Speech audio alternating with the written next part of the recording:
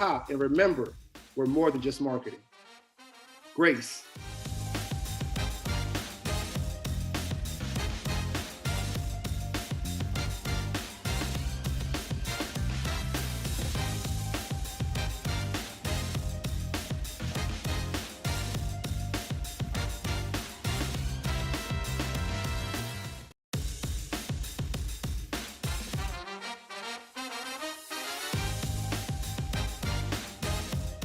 Hello, hello, hello. This is Brian Mcneil, the Sales Confidence Coach. And I am so honored to have this opportunity to share with you.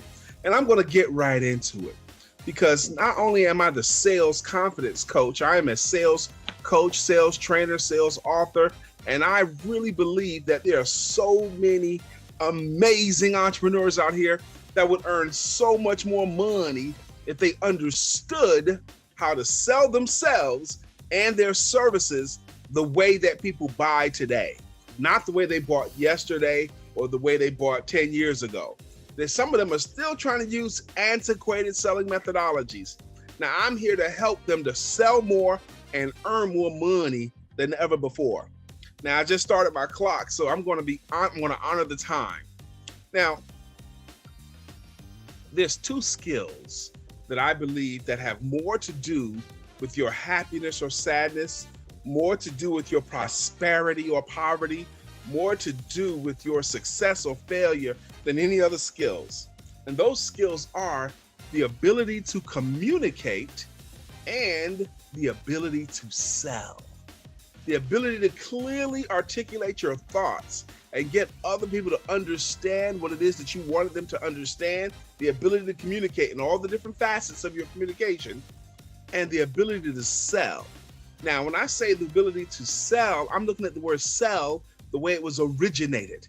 That's two originations. One is Greek and one is Old English. The Greek origination comes from two words, sell and ye, which literally mean to help.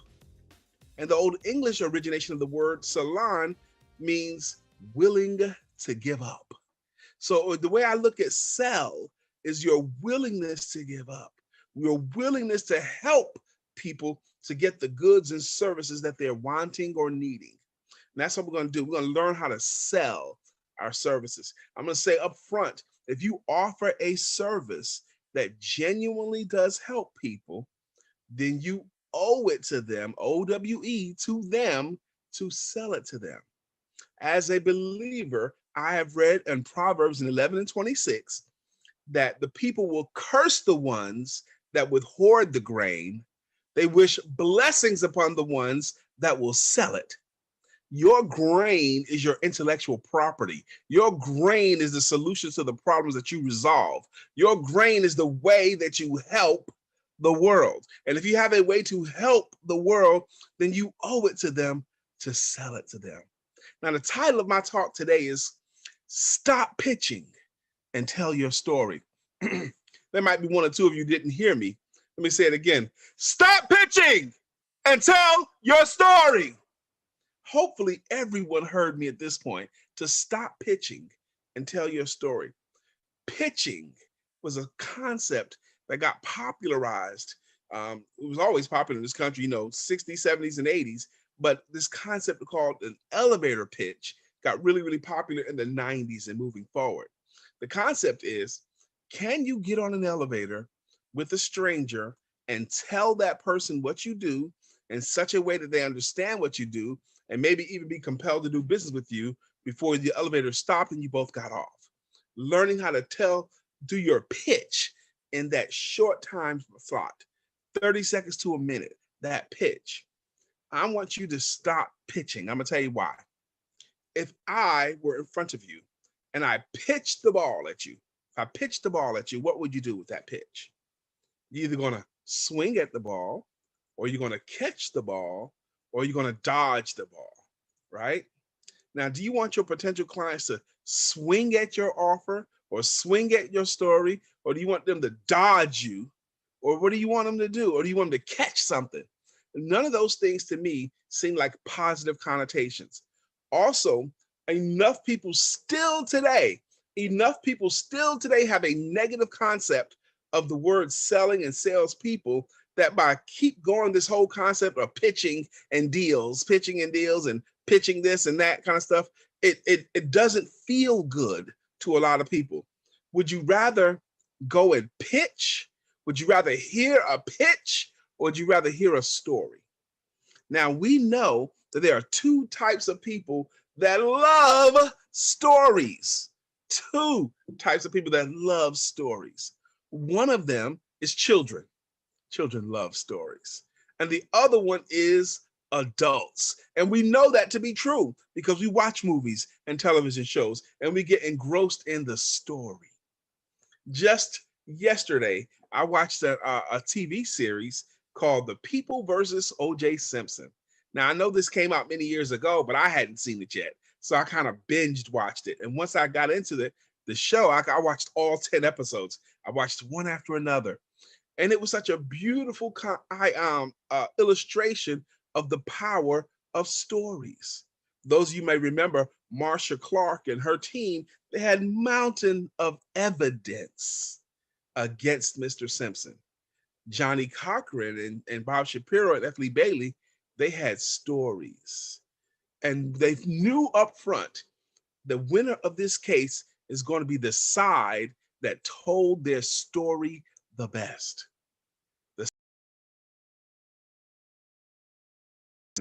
So much of sales, when you're in any kind of industry, whether you're in insurance or with someone else or competing with someone else's office, I'm here to tell you, you're not competing with anyone else or anyone else's office or anyone else's company. You are competing with how well they sell. You're not competing with them or the orders that you're competing with how well they sell. The one who has the best service doesn't necessarily earn more money than the ones who have average service. The ones who make the money are the ones who sell it the best, the ones who could tell their story the best. Now, here's the other thing you need to know about the story, and I'm going to teach you how to tell your story today in the little bit of time I have left, because I'm not going to get you dressed up with nowhere to go. I'm going to fix your broken elevator pitch right now, and I'm going to teach you how to tell your story, and that takes about 30 seconds long to tell in a way that compels people to want to do business with you, but it also allows them to see you as a resource and as a benefit. And that way they can refer other people to you. When they see you as a resource and when they see you as a benefit, they can happily refer other people to you. Now,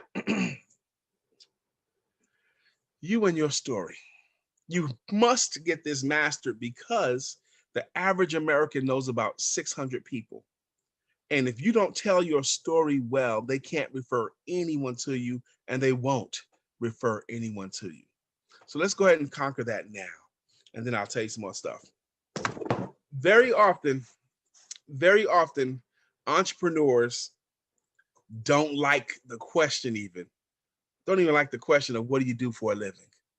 Because they find themselves in that quandary of trying to, how do I answer that? Do I give them a cute answer? Well, I'm in this kind of business or that kind of business, or they give them a descriptive answer and they try to describe all the stuff they do, or whatever. But either way, a lot of times it doesn't feel comfortable to the entrepreneur. Even when they've taken classes on how to tell their pitch, it just doesn't feel comfortable. And because they don't feel comfortable pitching, they don't do it and they get frustrated by it. I'm going to teach you how to become very comfortable telling your story. First, embrace the concept of stop pitching and telling your story. Here's a model. I'm going to get you a model on how to tell your story. To quote the great Morris Day, take out your pad and pen because it's going to get kind of right. That's what we're going to do. And it's a good idea for you to write down this framework of your story, a framework of your story that you can just fill in the blanks and you can win. Now, as a professional speaker and as a professional workshop facilitator, very often when I'm in front of a group, I'll ask for audience participation. I'll ask volunteers and I'll ask one person, what do you do for a living? And I'll listen to whatever they say. And then I'll ask that person, who do you believe would pay for your services? And then they'll tell me that answer too. And then I ask them the third question is, So, and what do you call the people that decide to hire you? And then I get that answer. And then the fourth and final question I ask them is, so what business would you say that you are in? Now, with those four questions answered, what do you do for a living? Who do you believe would pay for your services? What do you call the people that hire you? And what business would you say that you're in? With those questions right there is enough information to build your story. So what I would do is I would hear them answer those questions, and then I would tell them I would pretend I'm doing what they do, and I would tell their story using this formula that I'm about to teach you. Very often when they hear this formula that I'm about to teach you, they hear me regurgitate back what they do that sounds way better than what they said, their jaw hits the ground. They can't believe it. And they themselves are compelled to want to know more. And you will be too. So here's the formula. Here's what I want you to write down. First off, I want you to write down and understand this. If you earn your money through people, if you earn your money through clients, then your real business, hear me clearly, if you earn your money through people, if you earn your money through clients, your real business is the capturing and keeping of a new client.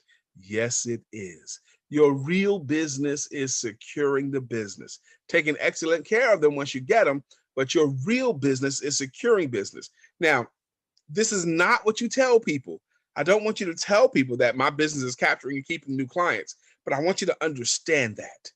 I want you to understand that your real business is securing the business. My talk today is designed to ensure that whomever tuned into this talk is going to be better at selling themselves and their services better than they ever have before for the rest of their lives. And this will help them to earn more money. So understand that your real business is securing business. And once you get that in your spirit and understand that, I think it adds the right focus to your workday. But once you've written that down, I want you to write these words down. You know how. You know how, ... You know how, ellipses. Write that down on your page and then skip 3 or 4 lines. Skip 3 or 4 lines and then write these words. Well, what I do is ... Well, what I do is ... And then skip 3 or 4 ...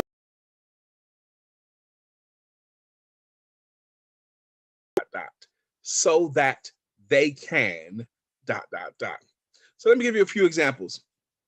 Let's say you're a finance coach, a wealth coach, okay?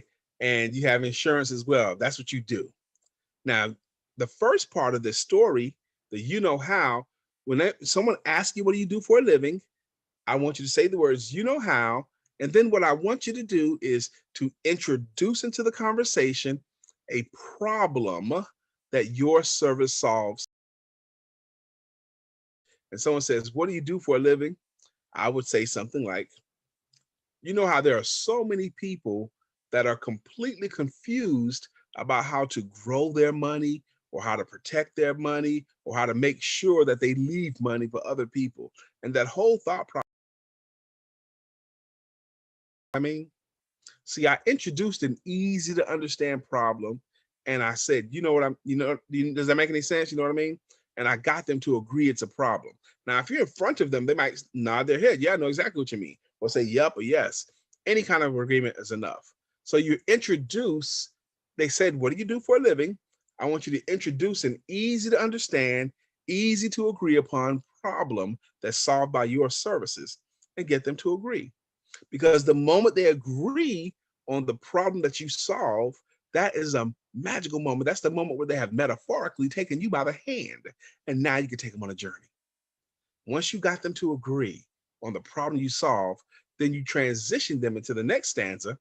Well, what I do is, now here you're introducing yourself as if you are the solution to the problem. You're the solution to the problem. You're the aspirin to the headache, and you question. You're the solution to the problem. You're the answer to that question, and you're the aspirin to their headache. Well, what I do is you're conveying that you solve that problem through your services. But what I do is I actually help these folks to be much smarter with their money, and I do it through my services as a wealth coach. And then you transition them at the end. Note in that second part, you're not telling them how you doing it. You just tell them that you do it. That's it. And then the last part, that so that they can, that is the most important part. The reason why you do all that you do. You do all that cool stuff so that they can what?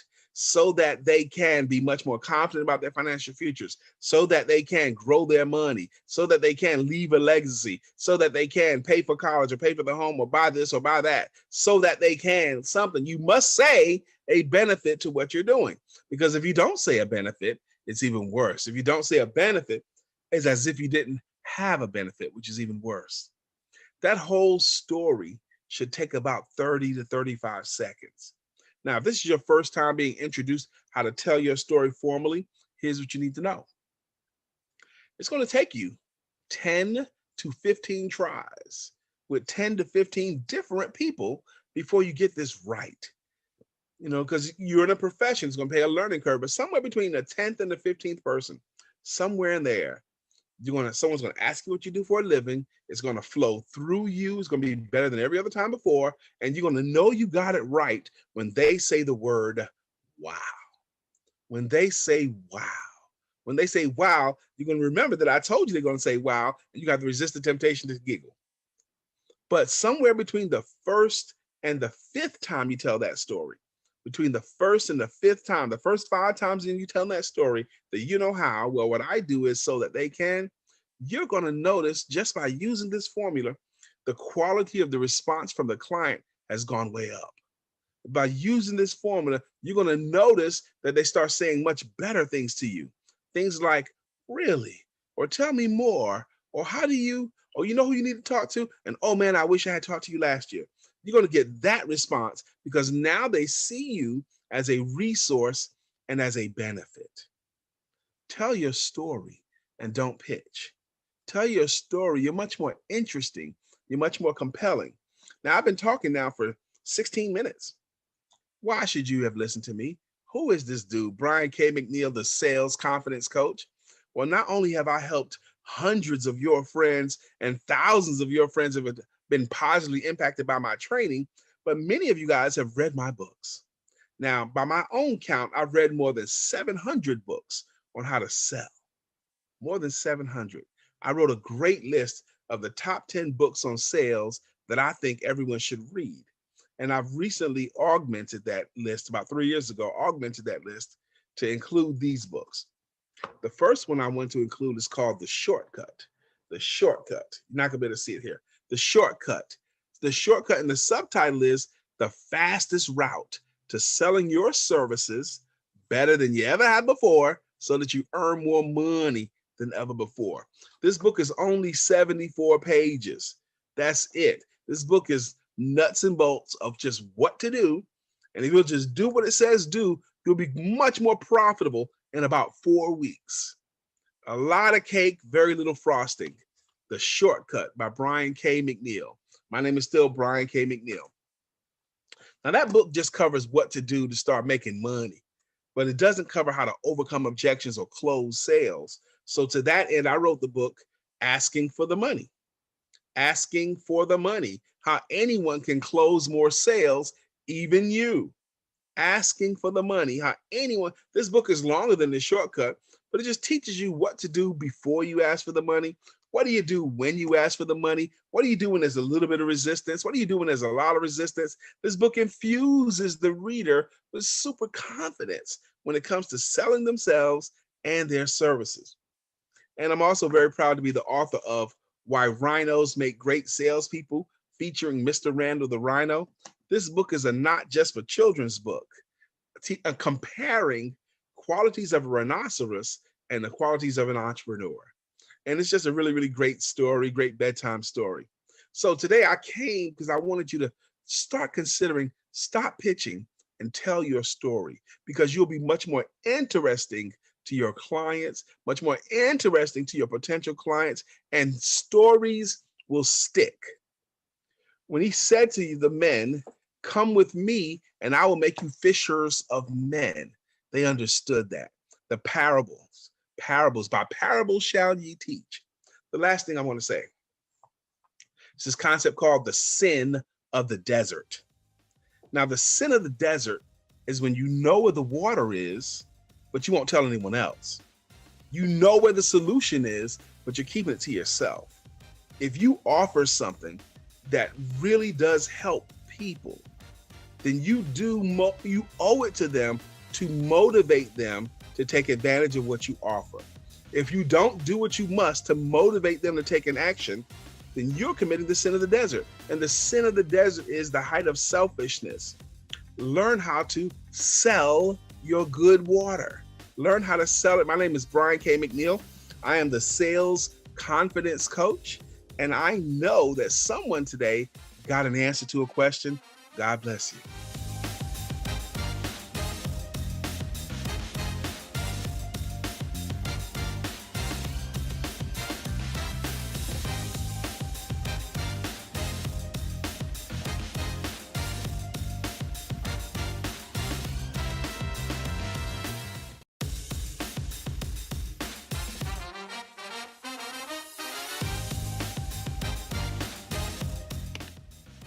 Hey there, how are you? I would love it if you could become very present in this moment, because it's a big moment for you and for me. And wherever you are as you're listening to this, I want you to relax into this conversation, just like we're just two old friends chatting and sharing. I am Daithia Garnes. I am the mother of two, not including my fur babies. I am the author of 7 books, the host of one award-winning podcast called the She's About Business Show, and I'm also known as the Impact Coach. Why? Because I have decided to be an unstoppable, unrelenting force for greatness in myself and in others. And I know that you may have never heard of me before, but trust me when I say that I have been committed to your greatness for a long time. And I am unstoppable and unrelenting because there have been so many challenges and obstacles that have tried so hard to stop my progression to my purpose. But I'm still here. And during this roller coaster of successes and failures, I found that if I could overcome most of the challenges and the opposition in 3 areas of my life, it would lead me to joy, peace, and purpose. And so, She's About Business was created as a lifestyle, as a formula, and as a way of life to help women create joy, peace, and purpose in 3 key areas of their lives. But my message to you today wasn't designed to work on or talk about those 3 areas, but more to prepare you for iconic living so that you'll be ready to apply that state of being in an iconic mindset into any formula for living that you choose and that you would choose to apply to your life. So if you are listening to this message today, one thing that I'm almost sure of is that all of your life, you've been different. You've been the one who stood out, the one who tried to break the status quo of your family, your friend circles, your community. And let's be honest, that does not always work out so well for us, because I'm the same way. And if you're anything like me, being different has probably caused you a lot of ridicule from others, disbelief from others, and your abilities to do all of your crazy things that you dreamed and talked about. And all of this may have also caused you a whole lot of self-doubt. But during my moments of self-doubt, I really had to, and I still do, get clear on why I couldn't give up, on why I had to accept being different. And for me, it all started with a simple decision one day when I was 7 years old. Now, of course, as a child, I had no idea how difficult it would be to honor and live out this decision that I was making for the rest of my life. But with the wisdom that can only be manifested from the innocence that a child has, I still made that decision. On that day, I was just your average African American country girl. You know, I was definitely not living a fairy tale by any means. I was living with family while my young mother had gone off to pursue what I assumed at the time were her own dreams. And to my 7-year-old mind, I envisioned that she was living an amazing adventure for herself. And I could fully understand why I didn't fit into that at the time, although I really, really wanted to be with her, you know? So she was an amazing provider. She provided very well for me financially. I always had the best of things. And she was present in my life via phone calls and visits. And she promised that one day she'd come back for me, which she did years later. But in that moment, I really wanted to be with her. And in this particular moment at 7, sitting on the front porch of the home that I shared with my caregivers and many, many cousins, I felt very, very alone. And this moment, it always reminds me that I have to keep pushing. So I always go back there. Now, on this particular day, I felt alone, even though there were a yard full of family and friends who had gathered to celebrate someone's birthday. I can't remember whose, but there were the usual things: food, music, adult drinks, lots of what most would consider fun. But on that day, I just wasn't really in the mood for fun. You see, earlier that morning, my aunt, who was raising me, had told me that my daddy was coming to see me. And she had asked me to get dressed in one of my nicest outfits, and my hair was done up really cute. And I was ready to, face the man that I had never in my whole 7 years gotten a visit from. Our interactions up until that point had been solely surrounding my mother, to be honest. When she would come for a visit, she would take me to try to find my dad. And spotting him would be as special to me, as like seeing a Loch Ness monster or Bigfoot. I mean, really, because I didn't see him that often. And most times we would not find him. But today, my aunt said that he was coming to see me. My mom wasn't even in town, so he was actually coming to see me. And my mom had called to encourage me and to get me excited over the phone. And I had worked really hard all day to not get my clothes dirty. So I've been really careful not to play too much or too rough with my cousins, because maybe if I made a good impression on him, he would visit me all the time. And I was so hopeful. And here I was, still sitting there and waiting. But as the day went on, I started to notice that, some people had already left the party, and most of the regular culprits who were known for having one too many were already turned up.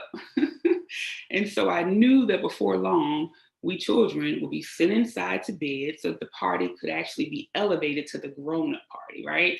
We all know how that works.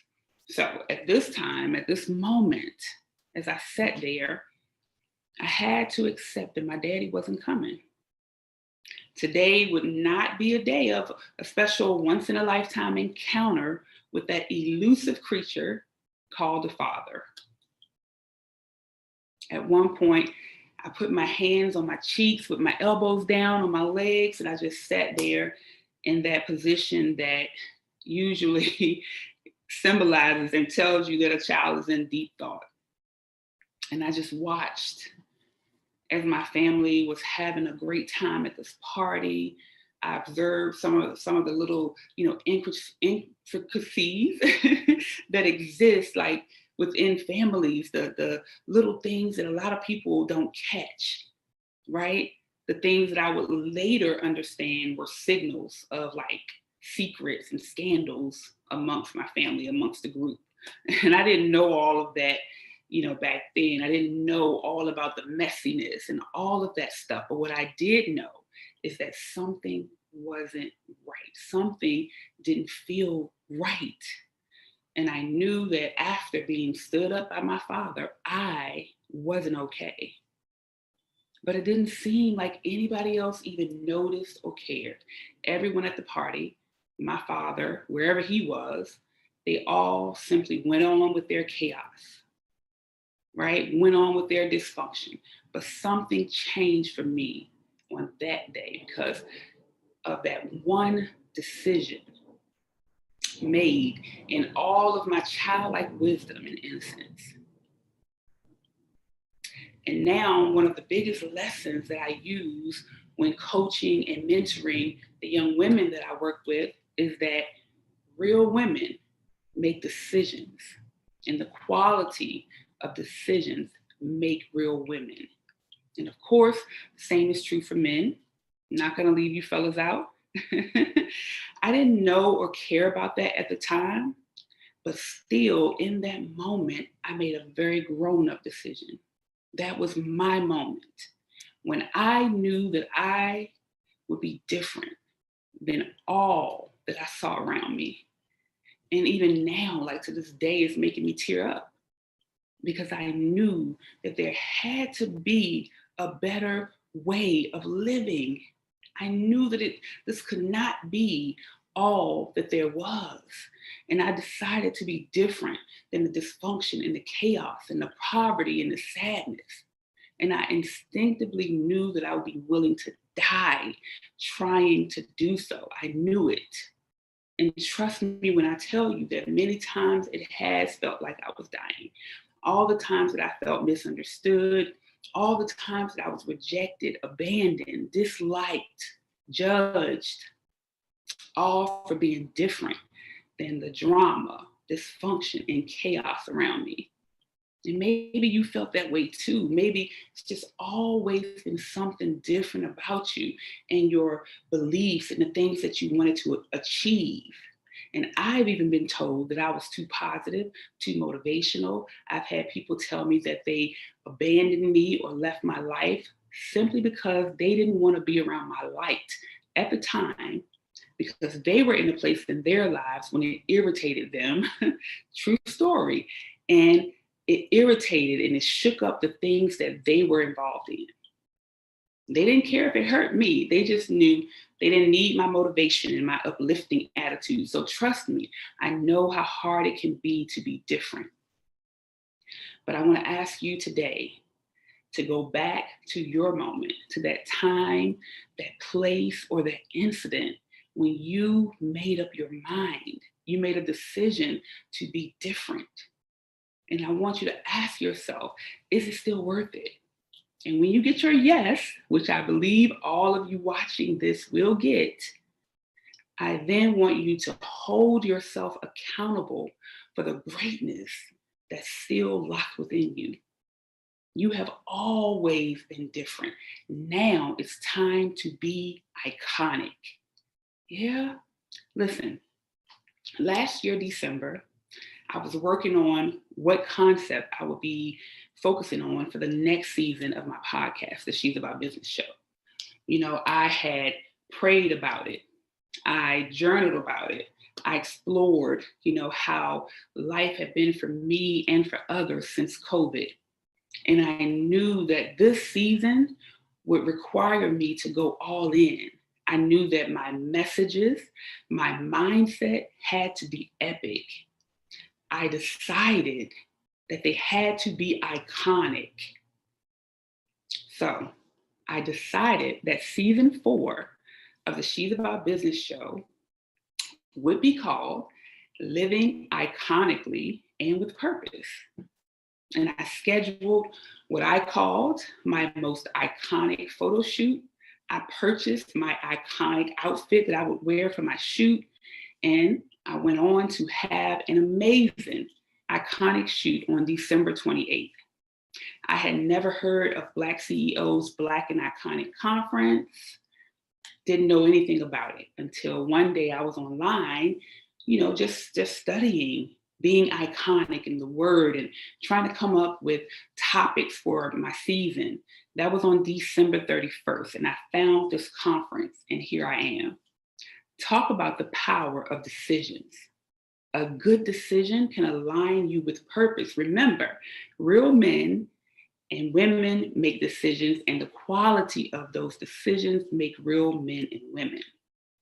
So, last year in December, I decided to no longer worry about what people would say or think. I mean, if they don't like it when I am encouraging and motivational, what in God's name will they say about me saying that I'm iconic, right?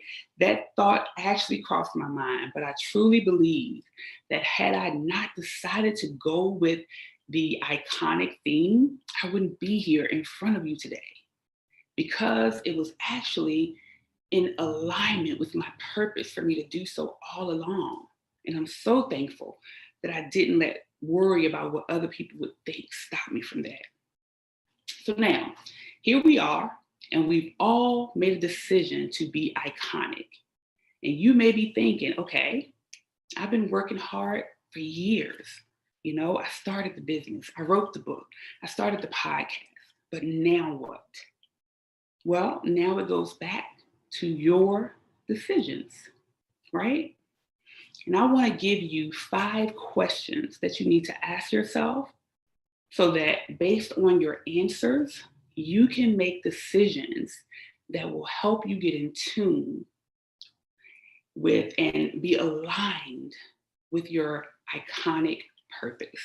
Because again, I'm assuming that since you're here, you've already made this decision. So now it's just time to step into it. So my first question to you is, what value are you bringing to others? I mean, this one doesn't really need much explanation, right? Outside of your family, children, closest people in your life, what value are you bringing to others? Or are you stuck in a place where you just can't seem to get over your own needs, wants, and desires? Think about that. Okay? And I want you to make a decision. I want you to decide to be of even more value to others in your very own special way. Okay, next question. If you died today, what gifts meant for the world would go with you to your grave? During a really tough time for me, when I was really questioning if I could do it, right? If I could keep pushing, I read the quote by Oliver Wendell Holmes that said, "Many people die with their music still in them." And it made me think of those people like my father, who they say was actually very creative and talented at art and funny. And I thought about all the art and creations that possibly died when he died because he made a decision to put a bottle before living out his purpose.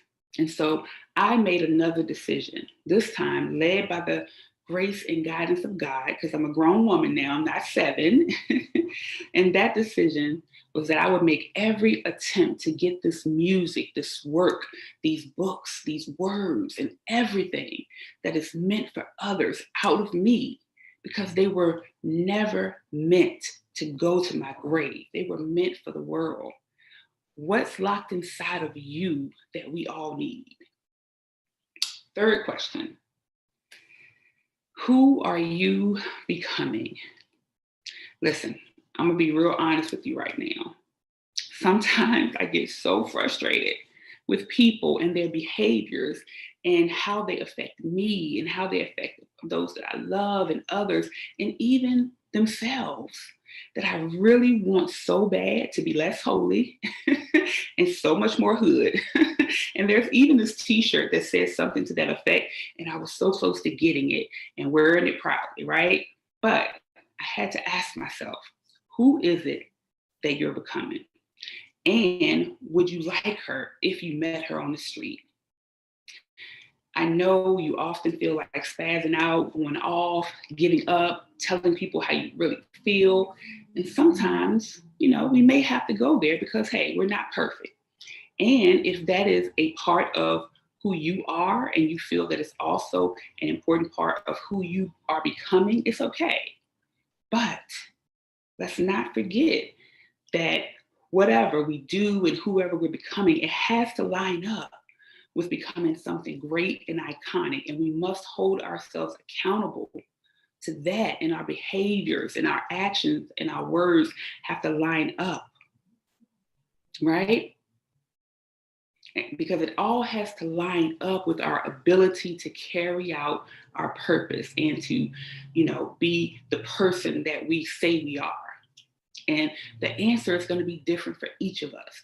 Just make sure you are clear about who you are becoming. So this leads me to my next question. What are you a symbol of, and are you pretending? Okay, so an icon is just a symbol of something, right? So the Statue of Liberty is an icon. It's a symbol for freedom. But if we were to crack the Statue of Liberty open, we would not find freedom inside, right? It's just hollowness and probably a lot of dust and spiders and webs, right? Living creatures, though, are special in the fact that we actually have the ability to embody what we symbolize, not in a tangible way, but in our characteristics. So a bull, for instance, is a symbol of fierceness, and an elephant for intelligence, right? These creatures, they actually embody these characteristics. They are not faking it, right? If you mess with the bull, you will get the horns, right? They are not faking, they are not hollow. They actually have inside of them what they portray, what they symbolize. Do you? A former mentor gave me the name Impact Coach.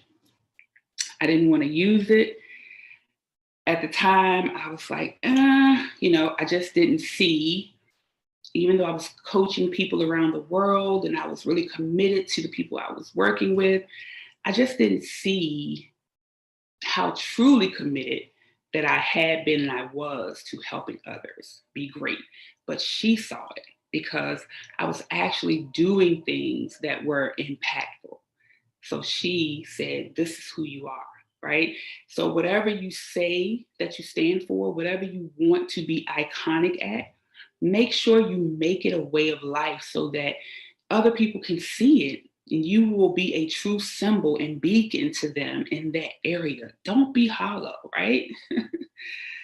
All right, my last question, question 5 is, what environments are you forcing yourself to be a part of? Listen, let me tell you a secret, okay?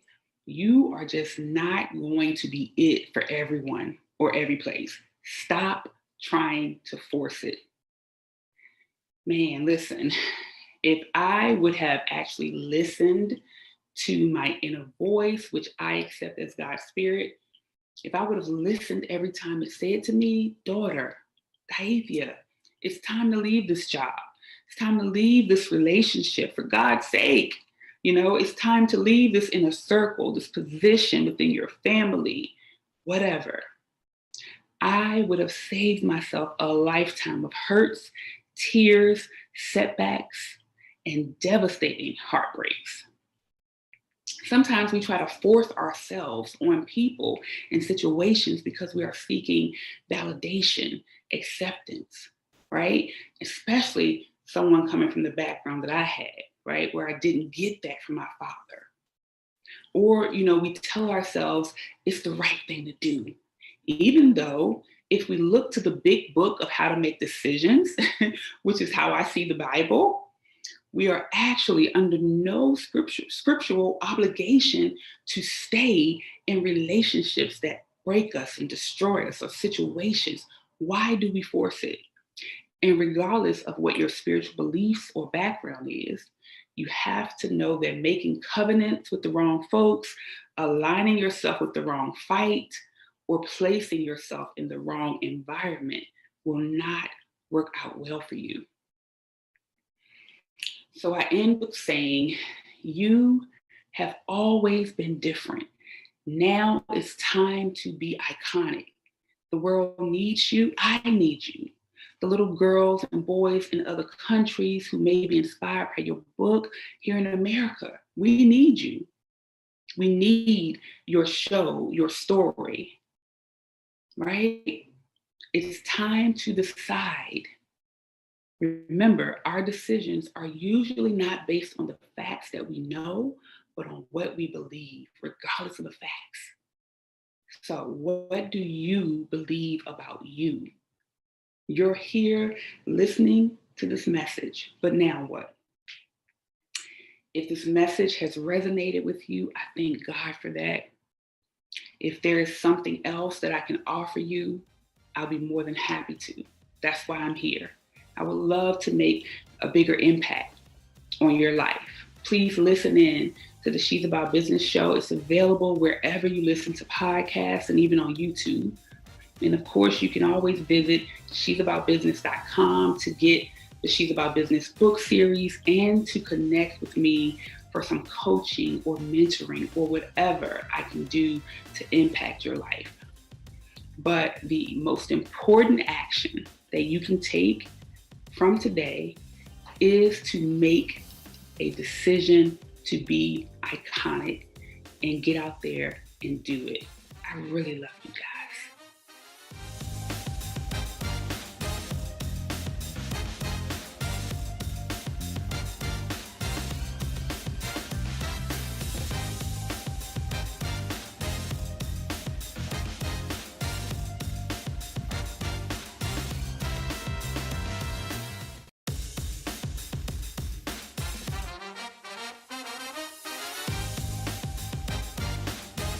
Hi, everybody. My name is Joanna, and I'm with Internet Radio Organization. I am the owner and founder of IRO, and we work with businesses to help them create podcasts. Today, I'm here to tell you guys a love story, and not just any typical boring cliche love story, but a real love story. And it doesn't have to do with a girl meeting a boy and getting her heart broken. It has to do with a girl, a car, and a lot of music. So back in 2002, I graduated college, was trying to figure out what I was doing with my life.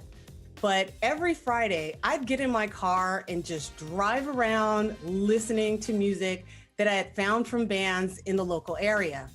And the best part about growing up in LA is I can have friends who love music as much as I did. And they had bands and I had bands, and none of those bands intersected. So I had a wealth of information at my fingertips and a ton of music. But the thing I couldn't understand was, here were all these great bands, but nobody was playing them on the radio. You'd get the locals only show on Sunday, but the rest of the week you weren't hearing these bands, and they were really good. So I decided that that wasn't really fair, and I was gonna do something about it. So I created a podcast called Screw Pop Culture. And Screw Pop Culture was a music podcast that was supposed to highlight LA music bands. And it was going to be amazing in my head. So what I did was what anybody would do. I emailed a bunch of bands. And this is when MySpace was a thing. So I was sending them messages and I was honest with them and said, hey, I don't know what I'm doing, but I'm going to start this podcast and I'm going to play bands. And I'd like to play your music. And the bands obliged and sent me a ton of music. Now, I'd love to tell you that that first episode was amazing and I knocked it out the park. But in all honesty, it took me 2 hours to record a 30-minute podcast that had 6 songs in it. And it was terrible. But it started something. It started a chain reaction. And a year later, we went from having a 30-minute show to a full 24/7 streaming online radio station, Radio KSCR, to putting on music video festivals where we were renting out movie theaters to show music videos from bands, and award shows and music video scavenger hunts and anything that I could come up with. But the start was setting up that podcast because I loved music. And I'm here to tell you that if you've got something that you're excited about, that you want to do, now's the time to do it. There is nothing stopping you. And I'm going to talk about 5 tips to help get you started. So I'm not going to just push you out there and say, you can do it. Good luck. No, we're going to go and walk through some of the steps that I took, how I made adjustments, and where we're at today. So step 1, we're going to talk about reverse engineering your project. For me, when I did the podcast, I knew I wanted to do a podcast. I didn't know anything about podcasting. And at that time, no one had podcasts. So I really couldn't figure out how to do a podcast. But Apple Podcast was incredibly helpful. And there were a few people out there doing podcasts that you could find information. So you just information dug. When I did the music video festival, I knew I wanted to watch a music video in the movie theater, but I didn't know how to do it. So I started with the end product. I wanted an award show. I wanted to watch music videos in a theater, and I worked my way backwards. When I did my award show, I knew that I wanted to walk on a stage, hand out trophies to an artist for something. So I started with the stage and said, okay, I need to find a venue. So I found the venue. And then I said, okay, I need to get trophies. Then I need to find an artist to give an award to for something. So once I started at the end and worked it backwards, it wasn't as daunting as starting with something as big as I want to have an award show. Telling yourself that you want to do something sometimes is so overwhelming that it is incredibly hard to get started. But if you can envision the end of it, then we're going somewhere, because now you can reverse engineer to figure out how you started from the end to get to the beginning. So I want to just take 1 second for you guys to all take a moment and think about where you want to be. Think about that book that you want to write. Think about that business that you want to start. Think about that project that you've always thought of doing and never got done. I want you to close your eyes and reverse engineer it. Think about the end product and figure out how you're going to get there in baby steps. Don't think about writing the full book. Think about the last page. Think about the cover and go that route. So I just want you to take like 20 seconds to do that, okay? Take a moment, think about the end, and start reverse engineering.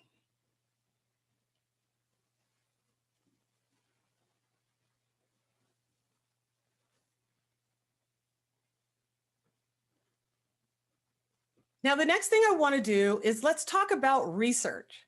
We are in an information age, and it is glorious. There is nothing better than the fact that we have everything at our fingertips. If you want to learn how to make candy and be a candy store owner, there are videos about that. You can go on YouTube, you can go on Craftsy. There's all kinds of stuff to teach you how to make candy. You want to write a book? There are so many coaches out there to teach you how to write a book. You want to do a podcast? Flip the mic on. There are people out there who are going to give you a template and say, here is the structure to podcasting. This is how it's done. You want to be a rock star and you can't figure out how to play a guitar? There are classes for that. We're at an age now where we don't need to reinvent the wheel. Find somebody who did something similar to what you did and ask them questions. Read their book. Don't reinvent the wheel. They tore their hair out figuring out what to do. Take their information, tailor it to you, and make it work for you. You've got this. This is amazing. Do the research. But in the process of doing the research, don't get what everybody calls analysis paralysis, where you spent so much time researching that you're stuck. Do the research. When you start to feel overwhelmed, stop researching, start moving forward. Don't get stuck in the research stage. It's an important stage, but it's not the end stage. So make it happen. You've got that. The next step is, in my opinion, the most fun step. And that step 3 is, I call it plan for the apocalypse. And I am not talking a minor inconvenience. Plan for the apocalypse. We are talking Sharknado, volcano in the middle of like LA, every disaster movie you've ever seen, plan for that. Let's be honest, COVID threw us all a curveball. It threw us all a curveball. Even if you saw it coming and were following the news and knew something was happening in China back in December, you still didn't know the effect it was really going to have on you until it had it. So you need to plan for that. You plan for the worst case scenario, but you also need to plan for the best case scenario. There's so many people that I've talked to who don't know how to handle success. They get to a point where they've planned for the worst and it turned out better than they could have ever expected. And now they're sitting there wondering what to do next because they didn't plan for that. They planned for things to go wrong. So you need to make the plan for when things go wrong, but you also need to plan for when things go right. And like I said, this is the most fun because this is where you get to sit back, spend Saturday watching these bad movies on Sci-Fi Channel where there's a Sharknado and ask yourself, okay, if I was in LA during Sharknado 1, how would my business have survived this? During the big earthquake, how would my business survive this? During COVID, how is my business surviving this? Now, step 3 leads right into step 4, which is make adjustments. COVID threw a loop on everybody. And COVID did a number on a lot of businesses that people expected to be around forever. And the reason for that is because people don't know how to adjust.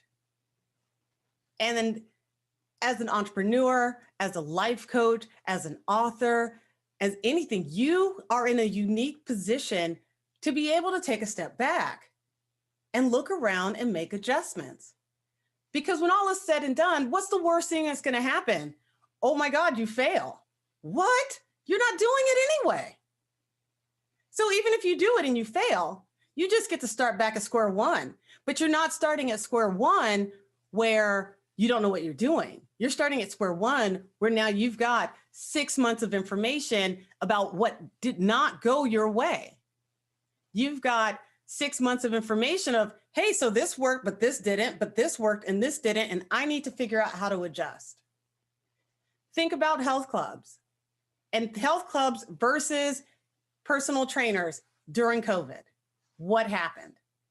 Health clubs are not doing good. 24-hour fitness filed for bankruptcy. 24-hour fitness wasn't doing good before COVID, but when COVID happened, 24-hour fitness couldn't even function. They couldn't handle. They shut down. It was supposed to be for 2 weeks. They never opened back up. They couldn't adjust. But the personal trainer down the street who was already struggling and was working with people in 24-hour fitness, helping them meet their personal fitness goals, all of a sudden had an opportunity because he didn't have to go to the gym. He told them, hey, look, we can't meet in person, but we can meet over Zoom. So I'm going to do our personal training over Zoom. And then when we could go outside, hey, I'm going to meet you at the park and we're going to do our training at the park. I'm going to make meal prep for you over there. Yes, you can't get flour or yeast because that turned into a thing that everybody wanted to make during this COVID. But it was like, okay, well, we can't make bread. Let's learn how to make something else. How many people started baking during COVID? How many people started bakeries in their homes during COVID? You make adjustments. You zig where you should have zagged. You figure it out and then you adjust. And that is the point That's the part where companies are in such a unique position. Entrepreneurs are in a unique position. We don't start at the top. We start at the bottom. Most of us claw and scratch our way up. So for us to make adjustments and to turn direction a little bit, we've done it already. You're an author. You have a book. You've got a template for a book. And all of a sudden you realize that everything that you had researched doesn't exactly add up anymore. Well, that's okay. Take that book that you have, make the adjustments, acknowledge halfway through the book, hey, this is where we were at, and now this is where we're going, and the rest of the book is focused on that adjustment. You've got this.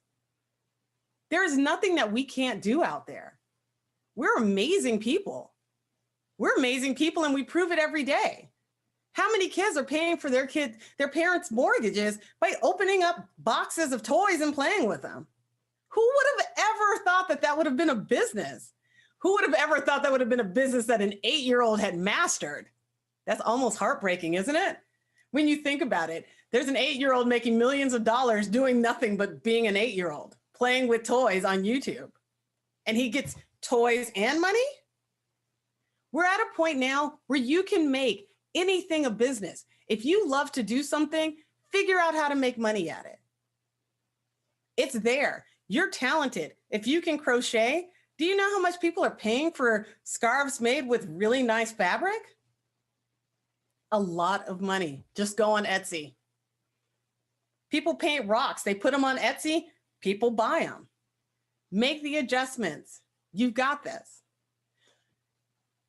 Now that I've given you these steps, let's talk about the biggest step of all. And this is step 5. Step 5 is set a date and stick to it. Decide that you want to do something. When I started my podcast, I decided that I was going to do my first episode July 3rd. I don't even know why. July 3rd just seemed like a good day. And I said, okay, that's the first day of the episode. Episode 1's going to be July 3rd. So July 2nd, July 1st, June 30th, I was researching, trying to make that first show. But July 3rd, that episode happened. You put that episode on the calendar, you circle it in red, and you tell yourself, this is it. This is my time. This is when I'm going to make this happen. This is the day that I start the book, or this is the day that I end the book. This is the day that I announce that I'm going to start my business. This is the day for the event. You make it happen. The best part about having a date on the calendar is that it sets a deadline for you.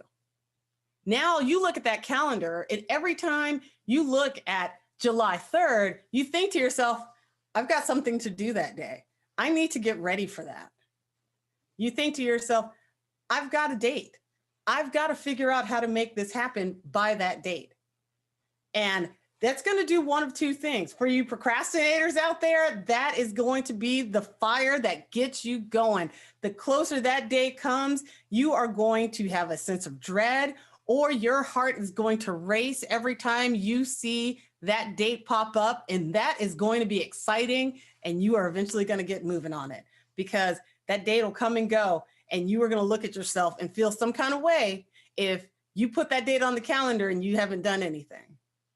Put a date, stick to it. You've got this. This is your business. This is your passion. This is your hobby. This is what you are here to do. There's no reason why you can't do it. Don't let anybody tell you you can't. We live in an age where everything is possible. Absolutely everything is possible. That's kind of what makes it amazing. So get out there and write your book. Start your podcast. Go on YouTube, create a channel. And it's okay if you don't know what you're doing. No one does. That's kind of the fun part about all of this. We're all just making it up as we go along anyway. So why do you need to stick to your rules? Why do you need to stick to their rules? You could be an adult opening gifts in front of YouTube videos and playing with toys. There's a whole section of YouTube that gets a little dark that has it. Guys playing with My Little Ponies. It's a little weird, but they've made a living out of it. That's their hobby. That's what they want to do. You like playing Uno? Start an Uno game and play it online. Write that book. Your future is in your hands. Or better yet, your present is in your hands. No one is stopping you from doing anything. And the kids, the husband, the career that you already have that you kind of hate, all that's an excuse. If you really want to do it, you're going to find the time. You're going to make the time. And what you're going to find is that you're going to have way more people behind you than you expect. Nothing better than the silent heroes who are actually pushing for you to move forward, who, when you get that first podcast out, they're like, dude, this is bad, but I'm okay with it. Like, I'm 100% behind her. I like what she's doing here. I like that she's trying. I'm subscribing to this because I'm going to support that. She told a good story. I love her book. I need to follow this artist. I need to follow this author. I'm going to follow and get the next book she makes. You know, that coach, she said a lot of stuff on YouTube, and I'm 100% behind what she says. I am subscribing. And eventually she's going to create a course and I'm going to take it. There are a million people out there who are willing and ready to support you. So get out there and support yourself. Let people get excited about what you're doing. Get started for everyone's sake. Because let's be honest, I want to hear your podcast. I want to read your book. I want to get excited when you get on YouTube and talk about how you've lost weight or how you had an eating disorder and gained weight. I want to hear about how you created the next D&D or how your band all of a sudden decided they're making music for movies instead of trying to get signed to a label. Let us get excited for you and figure out a way for you to get excited for yourself. Put that date in the calendar. Stick to it. Let's make it happen, guys. Thank you so much for listening to my speech. I hope you guys are pumped. I hope you guys are ready to go. My name's Joanna. I'm, again, the owner and founder of Internet Radio Organization. I would love to have you guys reach out to me.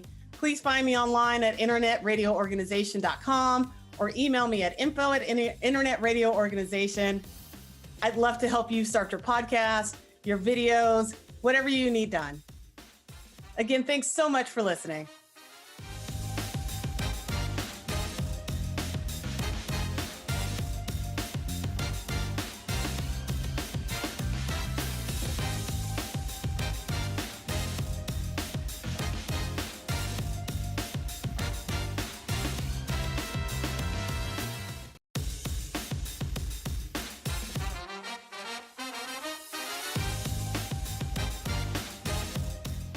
We are back on the scene, crispy and clean. Rob on the job with the CEO team.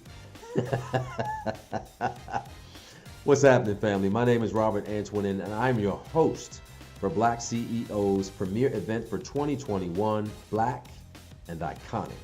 This is day 4, our speaker and authors showcase, and I trust that as you listen to all of the presenters, you're taking notes to help you with strategies to elevate your brand, and you are gaining value in listening to the stories for your benefit. So as we move along, guys, I want to make sure that you tell a friend about this broadcast that's happening. It's a 7-day event. We're on day 4, so make sure that you're connecting with folks. And the way that they can do that is by going over to joinblackceo.com. Again, that's joinblackceo.com to allow people to connect with this body of entrepreneurs.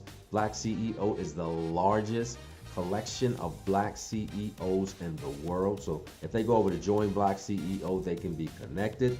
In addition, if they want to go and watch this broadcast, send them over to blackceolive.com, blackceolive.com, so that they can watch this broadcast just like you. In addition to that, for those of you who want to rep Black CEO, make sure that you go to get your t-shirts from blackceotshirts.com. And then lastly, for the speakers that you are listening to, if they're saying something that resonates with you, your business, and your brand, go to bizfreegifts.com so that you can continue to connect with them and get a free gift as a benefit for going over to bizfreegifts.com. And then the last thing, I know I said the last thing the last time, But make sure that you are signed up. Get your virtual seat for the masterclass that's happening this weekend. You can get that at blackceovip.com. That's blackceovip.com. I truly want you to take advantage of the masterclass. We have some of the best folks in the industry, like Andy Enriquez. So you want to be connected to that masterclass. Listen to what master facilitators have to share with you so that you can help to continue elevate your brand and your business. So please go over to Black CEO VIP. The last time we talked, family, I had a word and a message for speakers, and I'd just like to share something for the authors now. I talked to my super friend Sheree Robbins, who is a Schuster's best-selling author. In fact, she helps entrepreneurs to get the words in their head to be on a page and then later into a book that the world can consume and read. She told me that, I know you want to write your book, but you have to understand that the book is not about you. The reader of your book has to be the hero in the story. And I didn't understand that when she first said that, but she said that you have to provide a transformation for the reader. In other words, it's not enough just to talk about your pain point. For the benefit of your reader, you need to talk about the transformation that happened as a result of your pain point. How you got over, how you elevated and you arrived on the other side. So make sure that you understand as the author, your reader has to be the hero in your story. And it's not enough just to talk about your pain point. Again, you have to be very, very clear about the transformation that happened as a result of your pain point. And when you do that, you are well on your way to having your best-selling book published and consumed by the whole wide world. My name is Robert Antoinin, and I approve this message. Peace.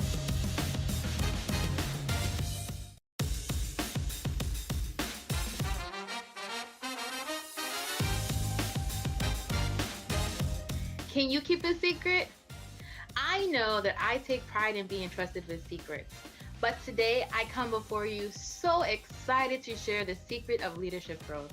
But before I do that, what I don't want to keep a secret is who I am. My name is Moni Toussaint, and I am the president of Monumental Business Solutions. I take pride in being a monumental moment maximizer. What does that mean?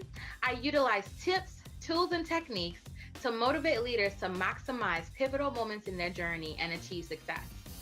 A certified career coach by trade, I connect ideas to actions and provide an environment for clients to live. And what do I mean when I say live? I want them to leverage their current skills, identify opportunities to grow, create value in their relationships, and evaluate progress to continually evolve as they move through life. All of my clients walk away with reminders to think monumental. If you have an idea, we have a plan. But your idea today is to figure out how do you grow as a leader. And I am delighted to tell you how to do that. First of all, before we get started, I love doing vision and activities. So what I want for you to do right now is to trust me and to close your eyes. Let's take a deep breath.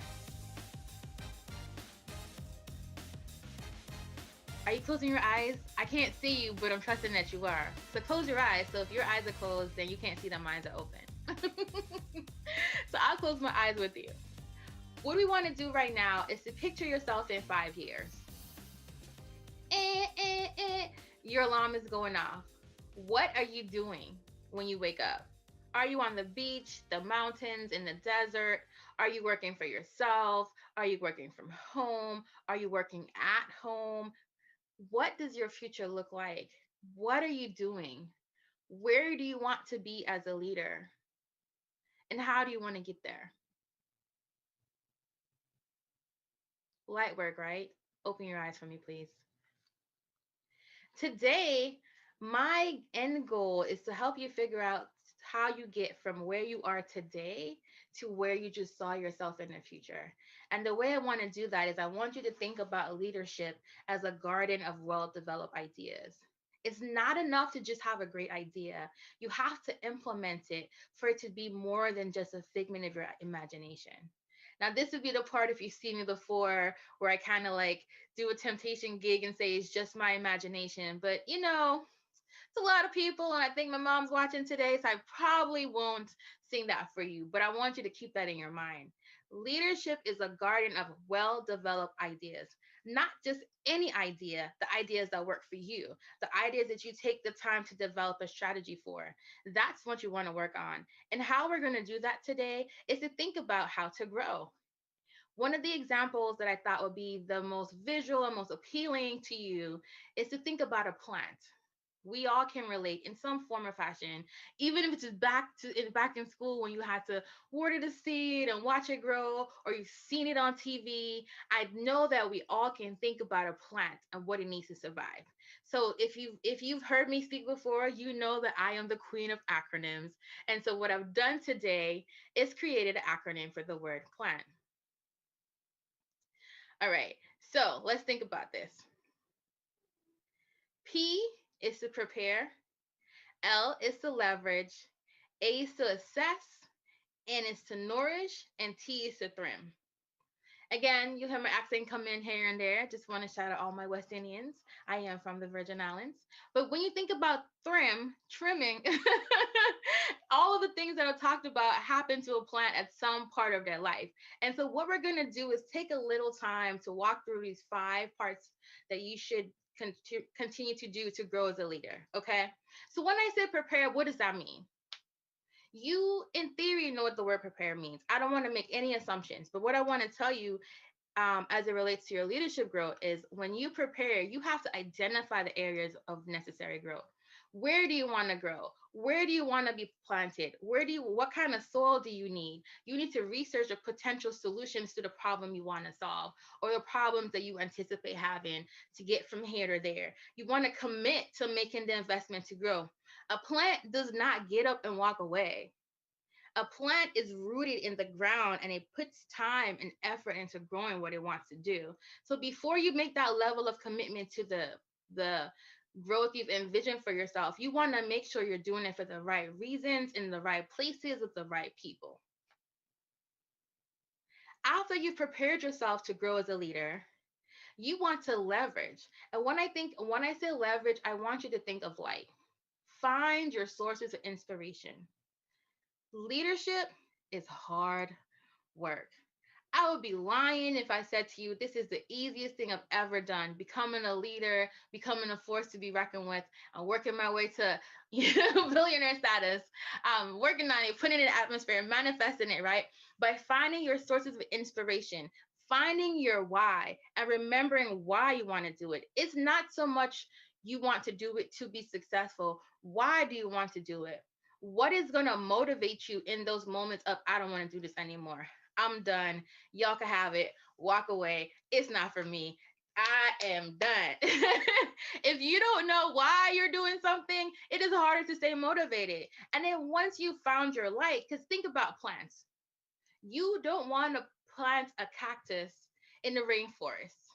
A cactus does not require rain every day to grow. The same way you wouldn't take a lily and plant it in a desert, right? So figure out where you can plant yourself, where you have the support to grow. You want to leverage the resources in your circle. You want to leverage the resources in your family. You want to leverage the resources that you have access to. But you have to plant yourself where you have the support to grow. So don't set yourself up. Prepare.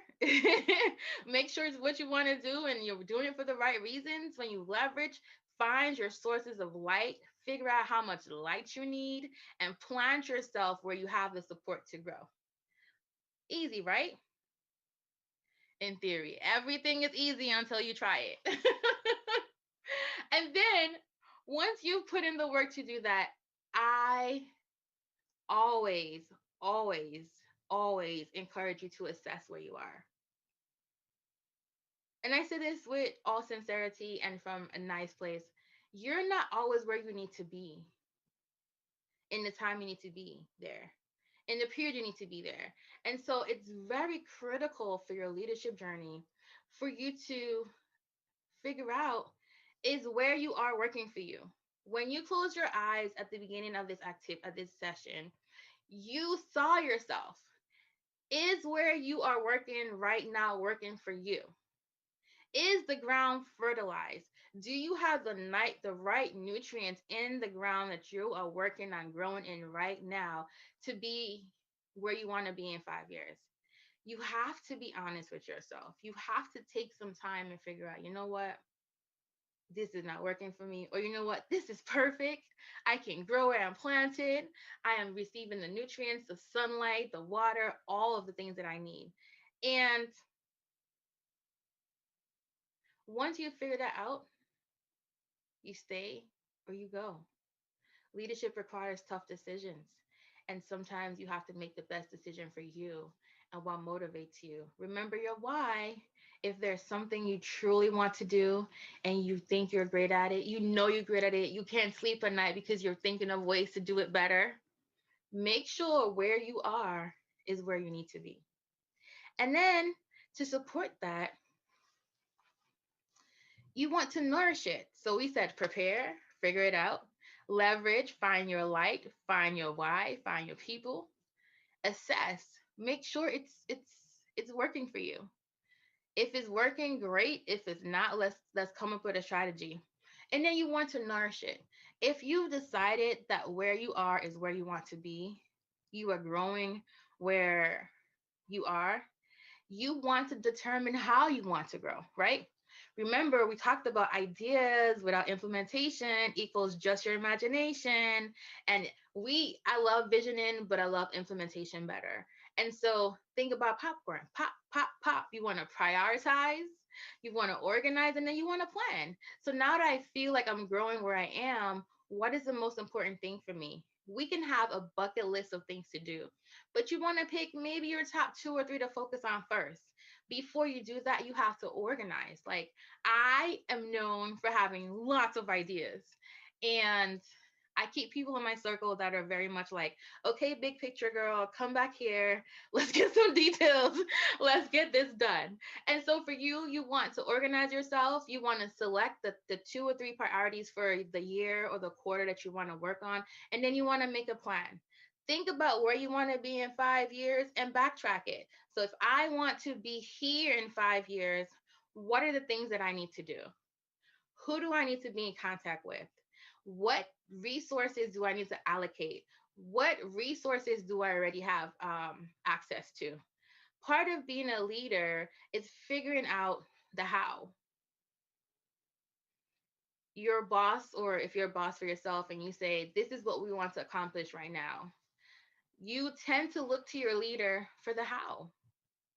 Right? Now, your leader might delegate it to you, or as a leader, you might delegate it to the people that can do it best. But you, at the end of the day, are overall for how something gets implemented. So it's super critical that you figure out what your plan is going to be. And then you want to make sure you nourish it. Now, we're business leaders, or we're just leaders in general, and we all know about SMART goals, right? So part of nourishing this dream and vision and growth as a leader is being smart about it.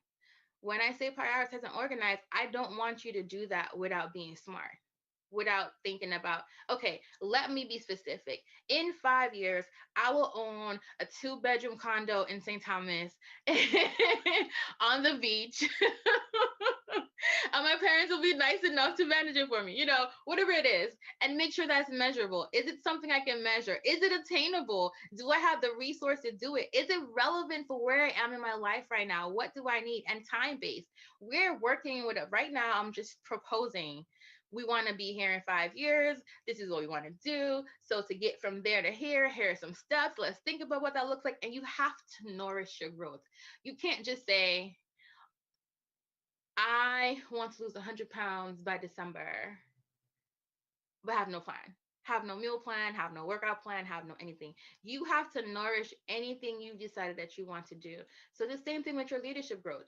If you want to be a coach, what credentials do you need? If you want to be a president, what certifications do you need to process? What circles do you need to be present in? What network do you need to join? You cannot thrive as a leader without being intentional about nourishing what you want. A plant will not grow without light, water, and nutrients. What are the nutrients you need? What do you need? What do you want? Think about what you want and go get it. Stop. So you just cannot. I want to just sit here a while because you can't. I think we put a lot of time and effort into preparing, getting the right outfits, getting the right credentials, and we just don't do the work. Like, leadership takes work. It requires action, and deciding not to act is an action. Okay? Inaction is a decision. So make a decision. Invest, prepare yourself, leverage, assess, nourish, and this is the hard part, right? Trim. Keep your goals manageable. Like I said in the last well, you can't see slides, but what I said is keep your goals manageable. And then when you think about a tree as it's growing, sometimes you have to cut out the pieces to get it where you need to be. It's stuck in a fence or wherever, it's growing too big. You want to keep it manageable. Lose the connections that are not helping you grow. And this is tough. Like, this is tough work. I love people. I love giving them the benefit of the doubt, trimming away anyone. It's so hard for me, but you have to be intentional about the people who have access to you and the people that nourish the ground that you're in, right? So we assessed it. We're like, you know what? This is not it. Or you decrease the level of access you have and then move as you grow. When you think about some plants, they start in a pot. And once they've outgrown that pot, they are moved and into a larger pot, or they're moved into different soil. You have to be prepared to make the decision to move, to grow, and to help and to allow others to help you. Again, I'm gonna go back to I am superwoman, I need no one. But the reality is none of us are an island. As beautiful and serene as islands are, none of us, no man is an island. We have to allow others to help us grow. So just trim it. Trim away those connections, keep your goals manageable, move as you grow, and allow others to help you, because as much as you think you can, you really can't do it alone. Everybody at some point needs someone to help them get up, to help them. You can't plant yourself. Someone has to toil the ground and put you in there. Find the right mentors, find the right resources, find someone you can trust with your vision. I know we have, some of us, trust issues. You cannot do it alone. All right. And so, one of the most important things to remember is leadership is an ongoing process. As your goals develop, you're going to rotate into the different stages we talked about. New goal, you plant another seed. Your leadership journey is a garden of well-developed ideas. You can have more than one happening, but you have to develop them all. And as you think about how you want to grow, again, I want to encourage you to prepare yourself to grow, to leverage, find your light, find your why, find your people. Assess it. Is it working for you? If it's not, you you know, a cactus cannot grow in the in the rainforest. There might be exceptions, but find where you need to be. And if you're a cactus and you're already in the desert and you're a CEO and a leader and it's working for you, that is wonderful. Nourish it. And a huge part of nourishing that is succession planning. A lot of us don't think about that, right? Nourish your goal and your vision. When you get there in 5 years, what do you want to see behind you? So 5 years after that, 5 years and 10 years, somebody else can be where you are. Don't forget to nourish. And then don't forget to trim. Trim the fat, trim the people, trim the goals, make it manageable and accomplish it. I'm a firm believer that if you do that, you are, and I don't want to make a guarantee, right? But strongly, there's a strong possibility that if you continuously do this as you come up with ideas and things you want to accomplish as a leader, you will definitely grow.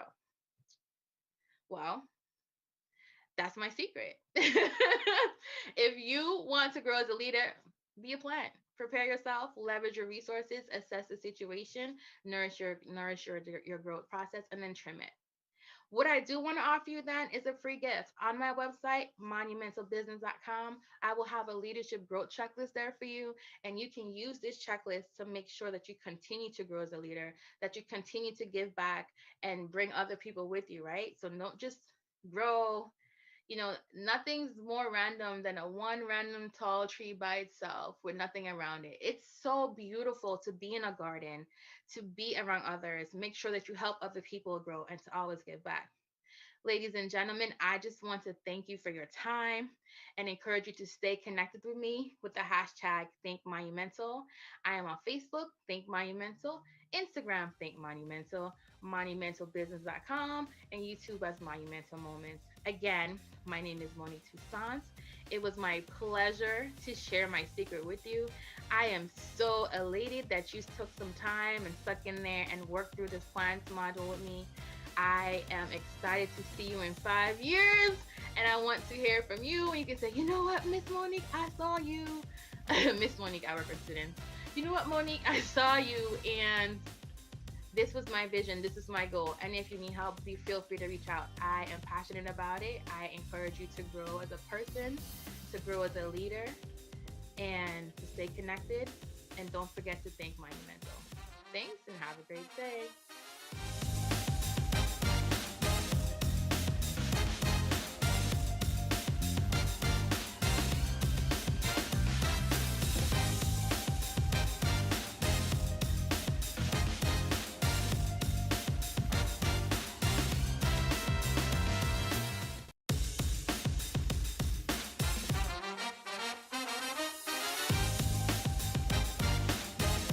Hello there, everybody. Thank you all so much for tuning in to this presentation. This is a presentation that will, I believe, help you with your strategies, your principles, your tools, and your nuggets that you can carry with you in your leadership journey. Wherever you may be at the front line, mid-level, or even the senior level, it's always important to be a continuous learner. Leaders are learners. So I bring you greetings. My name is Kevin Wayne Johnson. I reside on the East Coast of the US in the state of Maryland. I'm actually in Howard County in the Columbia and Clarksville area, which is halfway between our nation's capital and the city of Baltimore. I am the founder and CEO of the Johnson Leadership Group. I stood up my company about 2.5 to 3 years ago, following 34 years of total service with the federal government as a mid-level and senior level leader. And one thing that I did learn and I observed and I experienced was good leadership as well as bad leadership. So for the next several minutes, I'm going to walk you through what I believe will be very helpful in terms of becoming a person of influence. Becoming is the operative word as well as influence, because becoming is synonymous with recurring, ongoing, continual. Our learning should never stop. And then being a person of influence, this presentation is all about being a person of positive influence, positively influencing people in your family, in your social and civic organizations, in your church, in your neighborhood, everywhere that you go. When you think about your sphere of influence, let's make a positive change, because I firmly believe, and I stand on this, and it can be validated and verified, that good leaders help to make the world a much better place.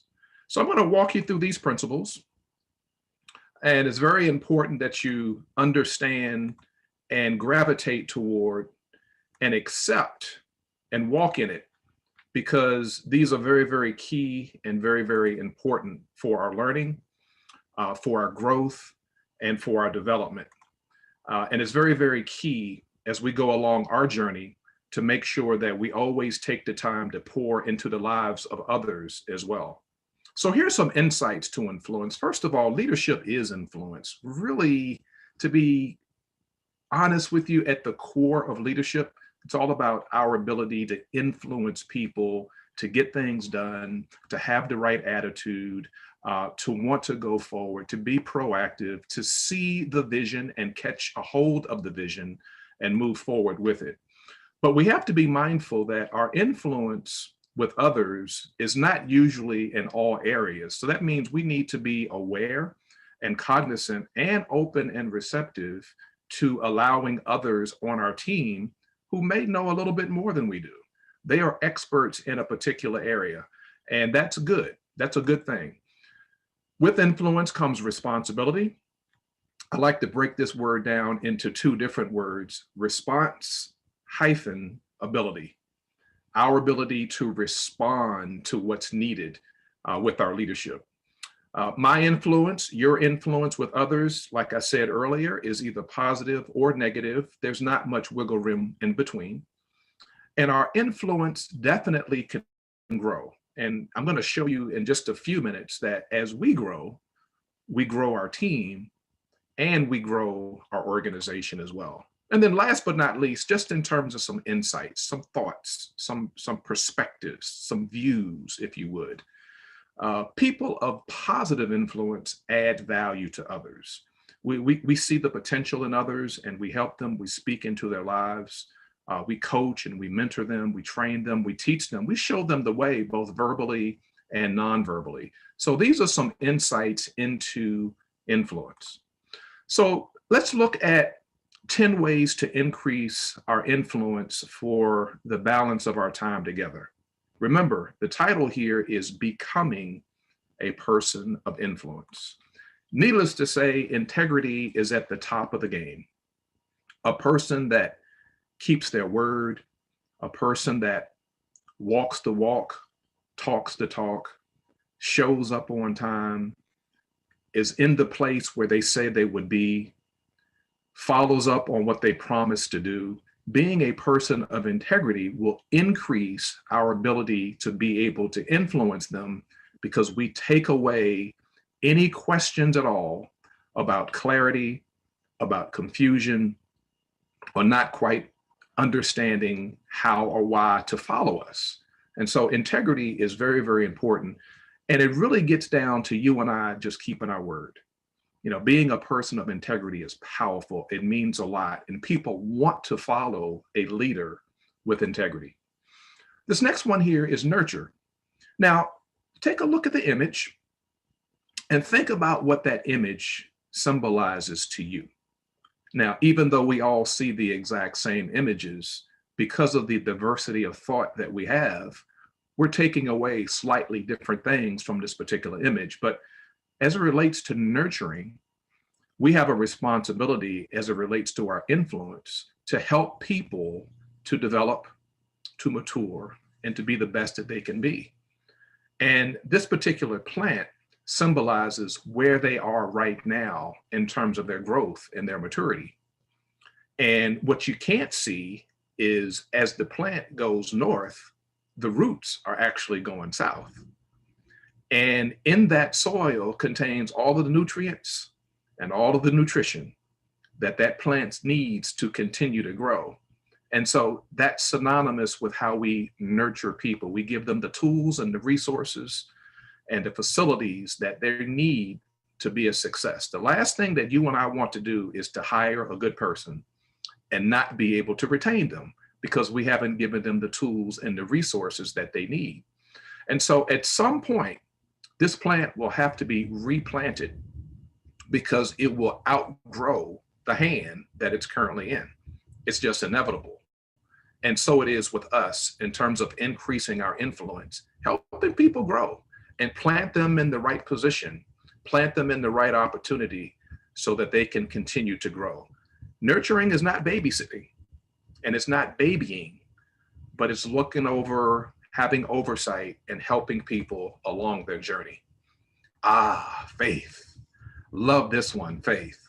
I tell you, you and I can increase our influence with everyone within our sphere of influence by having faith in them, believing in them, having confidence in them, and showing them in a nonverbal way, but also speaking it verbally, letting people know, you know, I have the utmost faith in you. I believe that you can get this thing done. Because a lot of people doubt themselves They don't think that because they don't have the proper education, the necessary experience, the needed qualifications, that they can't perform in a particular area. And I have seen time and time again, that's not the case. They need someone that has faith in them. So speak positivity into the people that are within your sphere of influence. This next one here, as you can take a look at the body language, something's not right. Something's not clicking. There's a disagreement here. There's a disconnection here. So you and I need to be better listeners. I'm not sure if you were aware of this or not, but we speak at a rate that's much lower than the rate with which we hear. We speak at about 180 words a minute, but we listen at about 350 words a minute. So there's a constant disconnect, potentially, unless we take the time to become better listeners. It's a skill that all leaders need to have. So let me walk you through this. First of all, when someone is speaking, and as we increase our ability to listen better, look at the speaker, ask questions. More importantly, ask thought-provoking questions and open-ended questions, because a closed-end question will just get you the one-word response. Don't interrupt, and please don't change the subject. Those two things will drive the recipient crazy. Don't do that. Try to take the emotion out of it as best we can. And responsive listening. An example would be, was I clear? Is there anything that you would like for me to repeat or to go over with you? Anything at all that I can do to help you? And that's responsive listening, because as a person is communicating with you, they do want to know that, in fact, you are actually listening to what they have to say, even if you disagree, and that's okay, but they want to know that you're listening. Understand is another area that will help us in becoming a person of influence. This gentleman's name is David. David is super happy. He's content. He's in his own element. David is a mathematician, and mathematicians are really into these mathematical formulas and equations, and that's what's represented here on the whiteboard behind him. Now, he understands all of that stuff that's behind him, but the key is, does his audience? So there's calculus and algebra and trigonometry and a number of other mathematical formulas that are on this whiteboard behind him. And most people don't understand at all what it is that he's talking about and what he's doing. So in order to become a person of influence, we do have to take the time out to understand people. Where are they in their personal and professional development? Take an interest in knowing what their likes are. What are their interests? What are some things they do as hobbies outside of the workplace, etc.? Because when you do that, now you're opening up an opportunity for people to have a conversation with us, and they're not walking around internalizing everything that may be happening in their life. Now, I mentioned just a little bit earlier in this area of enlarging, and I said it a little bit differently, but I knew I would get to this particular graphic. We have a responsibility to enlarge people, and that has everything to do with helping them grow. But before we help someone else grow, let's grow ourselves.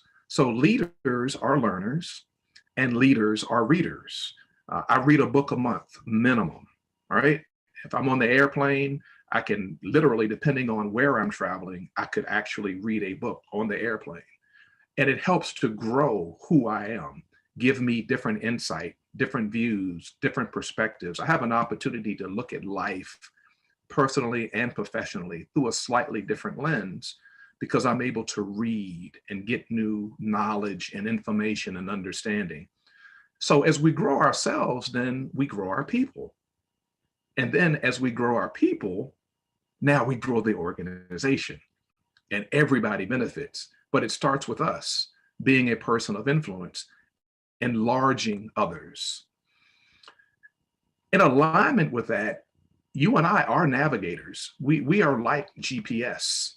So whether you use your GPS on your phone or in your vehicle or any other gadget that you might have, you'll notice that that navigator helps us to get from point A to point B in the minimum amount of time. And it also kind of takes a look at some of the obstacles that might be in the way and gives us the opportunity to recalibrate and reroute. And so it is with us. People that are within our sphere of influence, we have an opportunity to help them go west when in fact they're going east, and we know they should go north, but perhaps they're going south. And we can step into their lives and help to navigate. So that's what a person of influence does, is help people to navigate the journey. Imagine yourself just driving on a country road. You know, you have to deal with potholes and speed bumps and curves and hills. Imagine yourself driving in inclement weather. You have to be very, very cognizant of the gear that you shift into to help with your driving in the snow or on ice. And what we're doing is we're navigating along our journey. And so it is with a person of influence. Connects. How well are we connecting with people, and how well do we connect others together so that they can be the best that they can be? So another way that we can increase our influence is by connecting with people. And I tell you, just very, very informally, again, asking people, how you doing? Good morning, good afternoon, good evening. How's the family? Hope things are going well. Anything interesting happened over the weekend? We're just making a connection with people, and it's very important. And this is how we increase our influence. Now, this kind of goes hand in hand with growing people and also navigating for people, and that we empower them.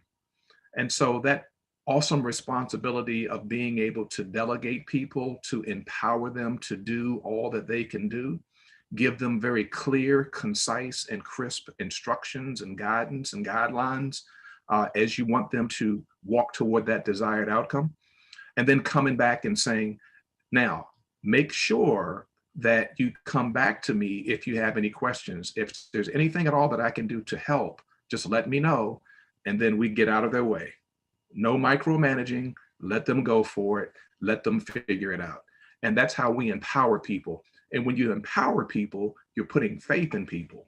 You're building their confidence. You're having them to be more bold, and you're preparing them for the next level, because oftentimes you and I see things in people that they can't see in themselves. And I'll conclude here. I want you to be mindful of what you do as a leader. Again, whether you're frontline, mid-level, or senior level, 5 years of experience, 10, 15, 20, 30 or more. This is very key, and it's very important, because we have a responsibility to reproduce others so that we can pass that baton and they can continue to run. 85% of leaders do attract followers. So it's not that difficult. It's not that challenging to attract followers, because people do need to be led. 10% of leaders attract other leaders, but only 5% of leaders reproduce other leaders. And this is key, and this is very important. So in order for us to increase our influence, we need to be diligent about other leaders that we're able to produce and other leaders that we are able to put in place when you and I move on to our next assignment. So I want to thank each and every one of you again so much for the opportunity to spend some time with you, to deposit some strategies and principles for you to think about, for you to put in place. I really appreciate this opportunity. And I am just extremely excited to be around for the entire conference. Anything at all that I can do to help, support, and advocate, don't hesitate to let me know. This is Kevin Wayne Johnson. Thank you all so much, and I look forward to meeting you one day. God bless.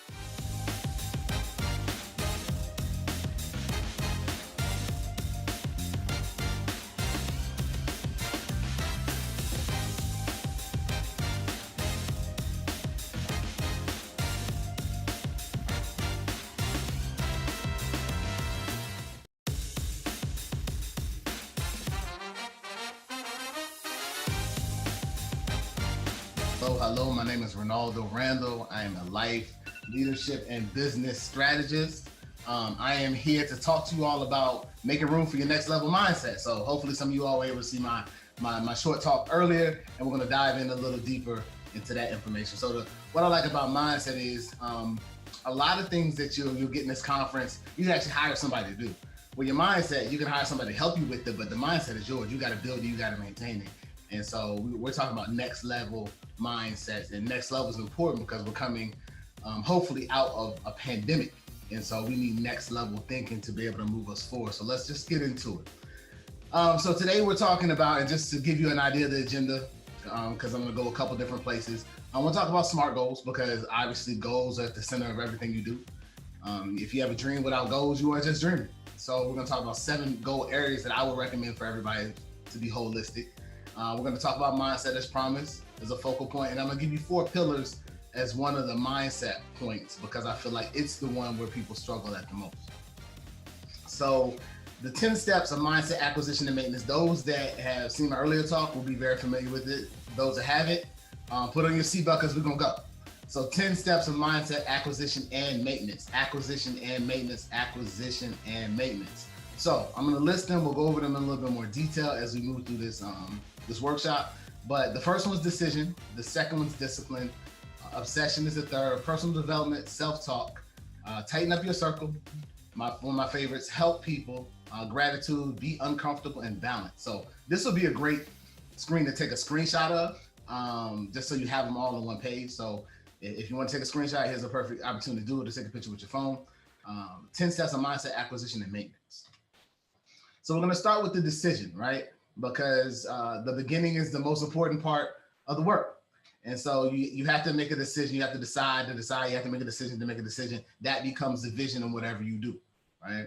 And so I have a brand called Next Level Entrepreneur, Vision Plus Action, right? So you have to have a vision before action. You don't want to put the action before the vision, because those without vision perish. They lost. So you want to come up with the why. So why are you doing what you're doing?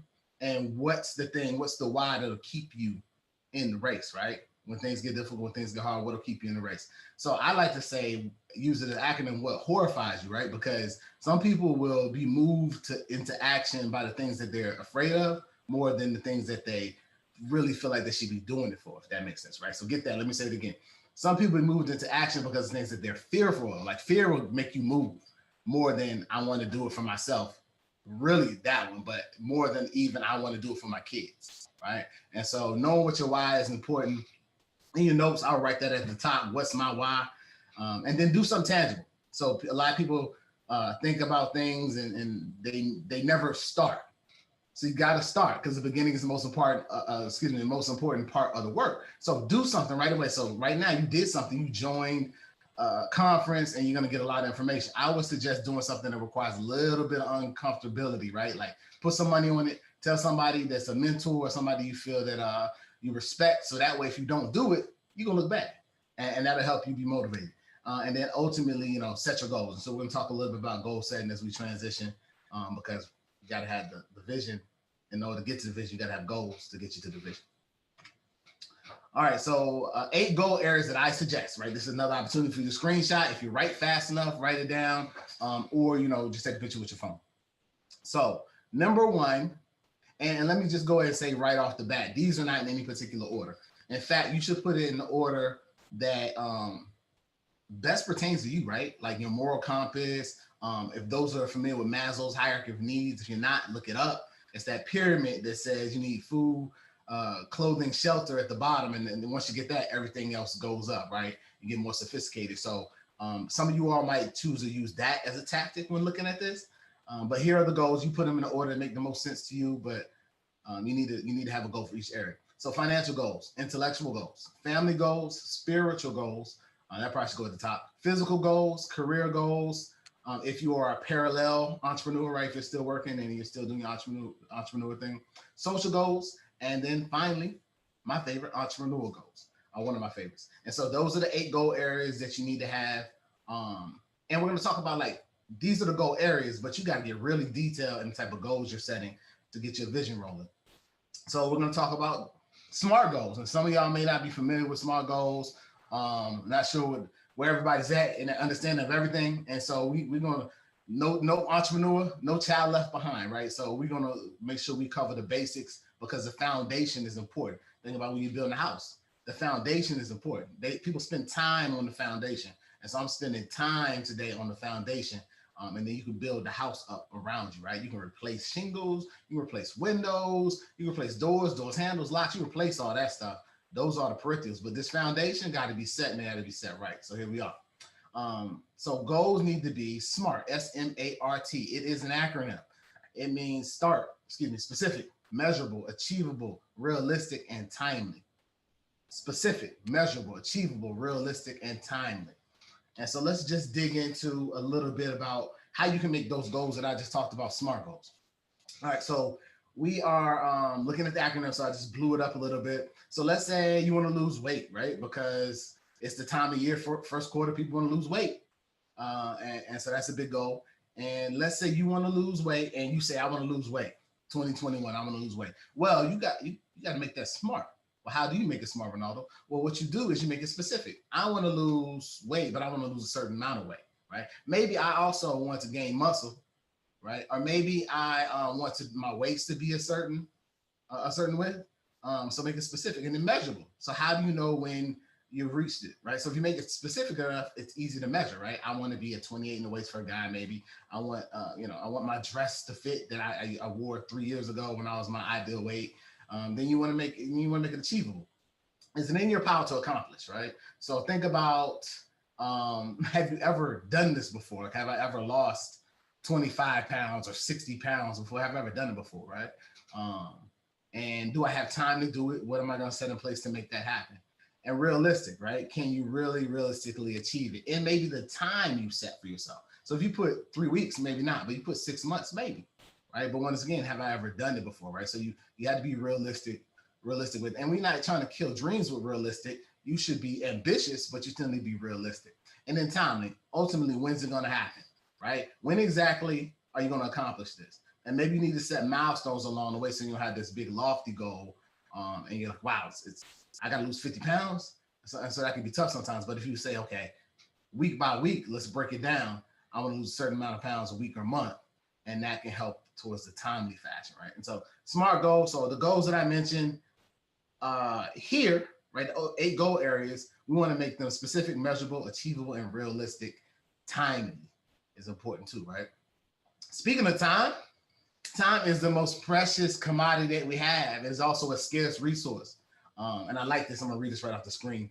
This is good. Y'all should write this down and put it up on a sticky somewhere so that you realize how precious time is. In a time that we're experiencing in the world now, we realize that time ain't in promise, right? And so here it is. It's been said that time is free, but it's priceless. You can own it, but you can't own it, but you can use it. You can't keep it, but you can spend it. Once you have lost it, you can never get it back. I think that bears reading again. It is the most precious commodity, right? And I call it a scarce resource. It's been said that time is free, but it's priceless. You can't own it, but you can use it. You can't keep it, but you can spend it. Once you have lost it, you can never get it back.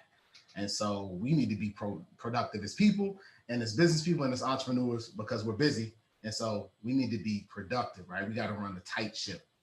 And so every entrepreneur wants to be productive. Not only that, though, we need to be productive, right? It's important that we're productive with the time we have.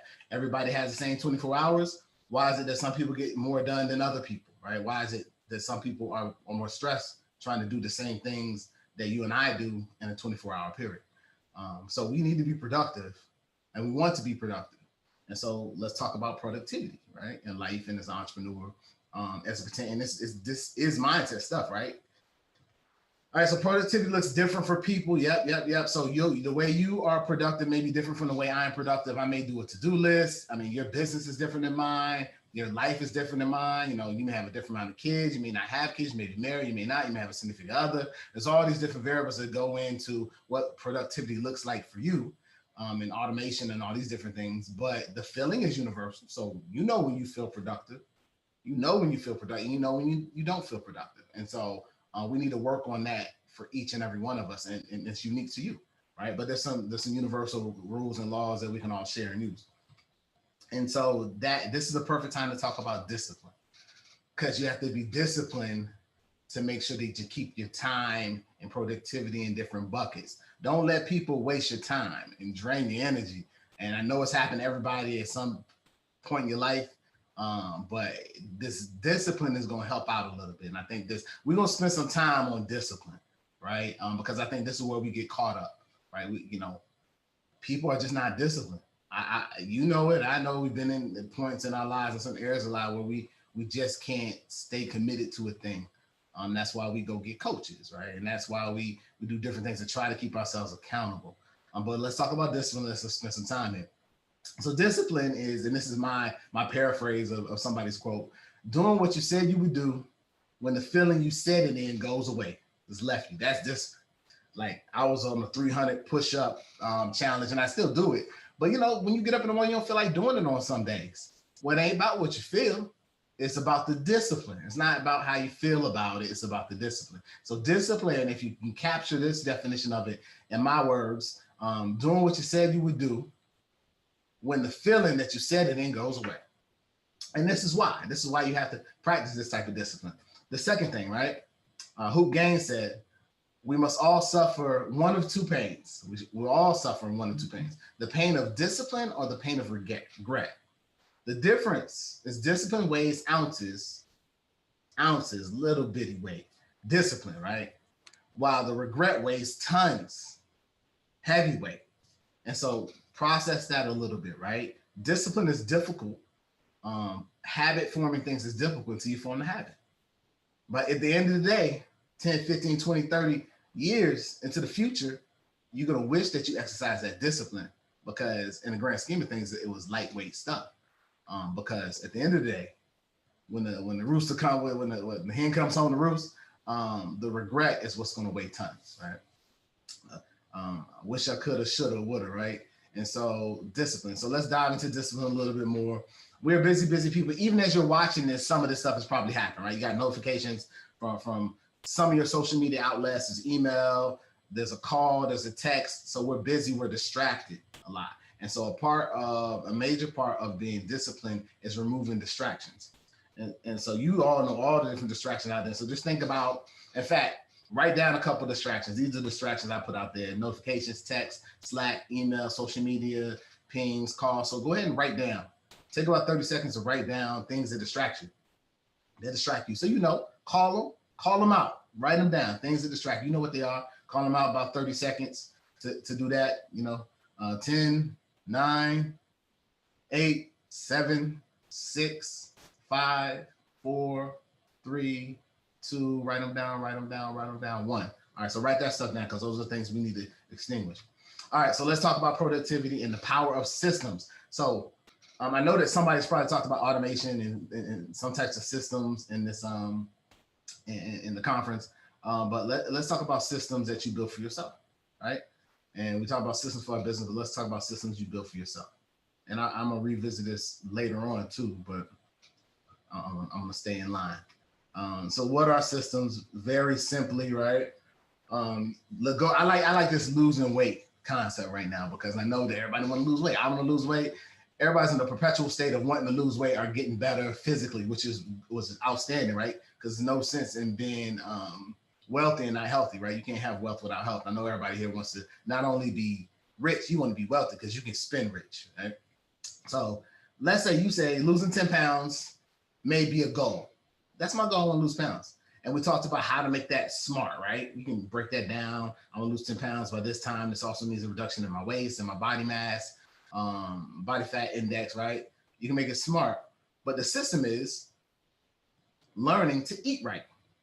Systematic things They're going to feed into your SMART goal to help you accomplish your goal. And what does the system do? The system ensures that you reach the end result.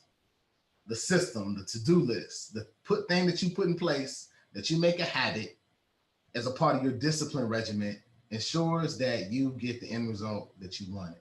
And so systems, part of discipline. So I'm gonna go ahead and lock in and give you all 4 pillars for creating systems that are conducive to the next level mindset. All right, so pillar number 1, and you all probably heard this before because all knowledge is borrowed. Nothing's really new under the sun in the space of success in business, right? It evolves, but like basic tenets are basic tenets. And so pillar number 1 is develop a system that works for you. I mean, simple. Figure out what works for you. What works for you may not work for me. But at the end of the day, it's going to feel the same to you and me when we're winning on that front, right? And so develop systems that work for you. And so you got to figure out, do you use your smartphone to do stuff? Are you a to-do list person? Are you able to do things later? Are you able to do things in the morning? When do I operate at the best? Who do I help? Who do I get to help me do certain things? When I put the kids to bed, when do I wake them up? When is my quiet time where they don't bother me? So you got to create the systems that work for you. Remember, we all have the same 24 hours, and what you do with it is what differentiates you from the highly successful person. And so first pillar, develop systems that work for you. Not for me, not for anybody else, work for you. Understanding though, nothing's new under the sun. And the feeling that you get when you've accomplished this is universal. All right, early bird gets a worm. Get up. You got to get up. You got to get up. I know. I try to buck this a little bit, right? Since the COVID, I started getting up a little later, but I said I also started being up later, right? So I'm up to 3 o'clock in the morning. I wake up a little later, about 9. And, I'm like, well, it bounces out. Nah, there's serenity and peace in the morning. There's quietness in the morning. Plus, if you have other people that you're accountable to, the day hours has to be split between everything that's on your goal list, right? And so, like I said, like and you've heard my other talk, like my list of importance is God, family. So family is important. So if I'm spending my time being very productive doing the daylight hours and I'm staying up to the wee hours of night, like there could be some imbalance there, right? That could affect other people outside of you. And, sometimes you just can't ask questions. You got to do what the successful people do. Don't ask questions, just do it. Successful person said, get on the plane, get on the plane. And so they say, get up early. And there's also, there's science behind why getting up early is beneficial. And there's science behind when you stay up late, how you think you're being productive, but you're not. And so there's all this science behind it as well. But forget all that. Do what successful people do. Follow the leader, right? Let's not overthink this. Get up a little earlier every day until you get up early enough to where you get things done that you used to get done late at night. And then build in time for those things that are important to you around you during the day, right? You don't put down what things you love when you pick up something new, right? So get up early. Kill the distraction. So we talked about that. Kill the distraction. Now, right now, go ahead and write down beside your distractions how many times in the course of this maybe 18 minutes or so you've gotten some type of ping. Some type of distraction took your eyes off me, took your thoughts off me. You thought you were multitasking, that don't even exist. It's more like project switching. You thought you were multitasking, you looked at that thing, trying to listen to me. Dedicate time to things you are supposed to be dedicating time. So I call it block scheduling. So kill the distraction. So write down real quick about how many times roughly you feel like you've been distracted since I've been talking. I'll give you 5 seconds. 5, 4, 3, 3.5, 3 3/4, 2, 1. So write down just a number. How many times you've been distracted? So you got to kill the distractions on your time. Don't let people disrespect your time. Because really, if they disrespect your time, they're disrespecting you. And you got to make people respect you and your time.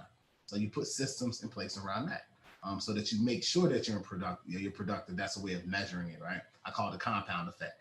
Small things over time guarantee something. But if you're scatterbrained and you let your time be stolen by distractions, it's going to become problematic for you in your productivity journey. All right, slay your dragons. Stop being scared. You got to jump, right? Overcome. And so here's a practical thing with it. Overcome your most difficult task first. All right. think about it, right? And this is another thing to write down. Think about it. Like, when are you most productive? When are you most productive? I know it's at 10 a.m. for me, I'm most productive. And I start to taper off. Maybe I get hungry, blood sugar drops. Maybe I need another cup of coffee later. But I know when I'm most productive, under my own recognizance, right, is at 10 a.m.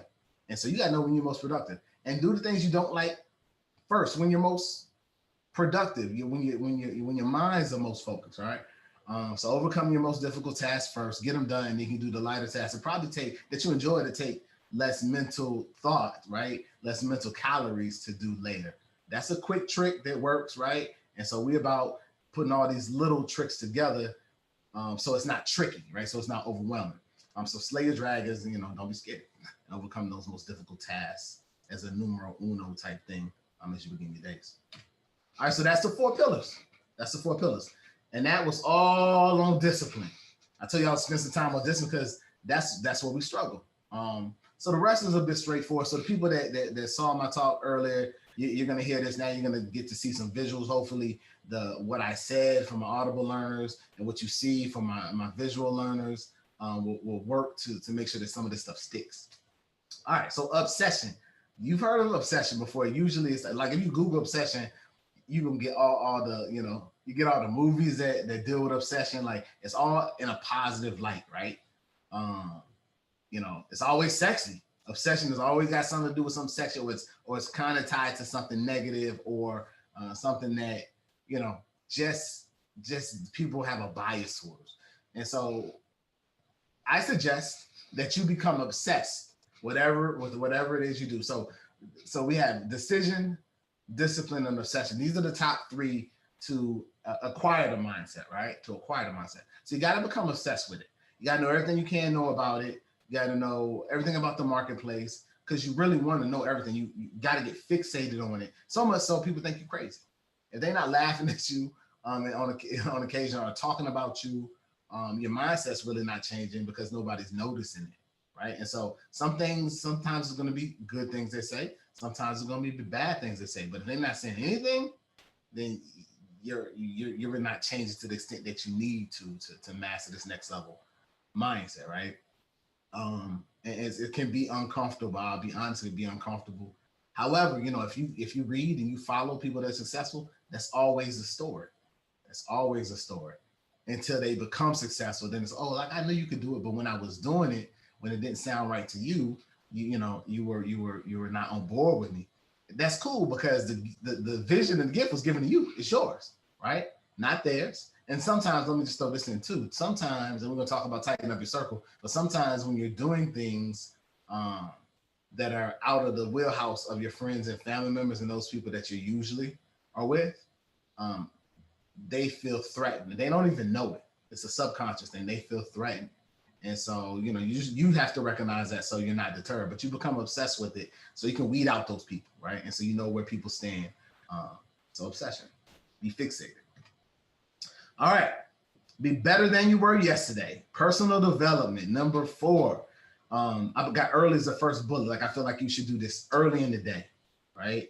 Get it in your mind early in the day. It's something about your brain waves. I can't remember the exact science, but there's something about your brain waves being most receptive in the beginning of the day, in the morning. That's why people get them in the morning, to try to get their state of mind in a place where it needs to be so that they can have that productive day that they're intending to have, right?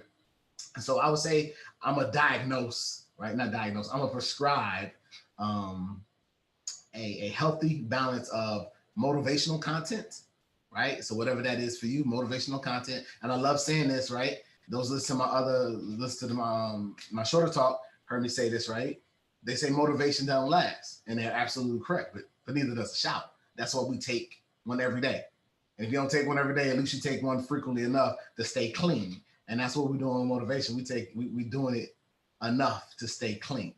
And I suggest doing it every day. It doesn't have to be long videos, but feed yourself that good energy every day and do it early, because the world is going to throw negative stuff at you, and you have to be prepared to combat that. Content-rich stuff. So get content-rich stuff in, right? You got to know how to do things, right? I always say mindset supersedes skill set, but that doesn't mean you don't have a skill set. Like, you need to sharpen the saw.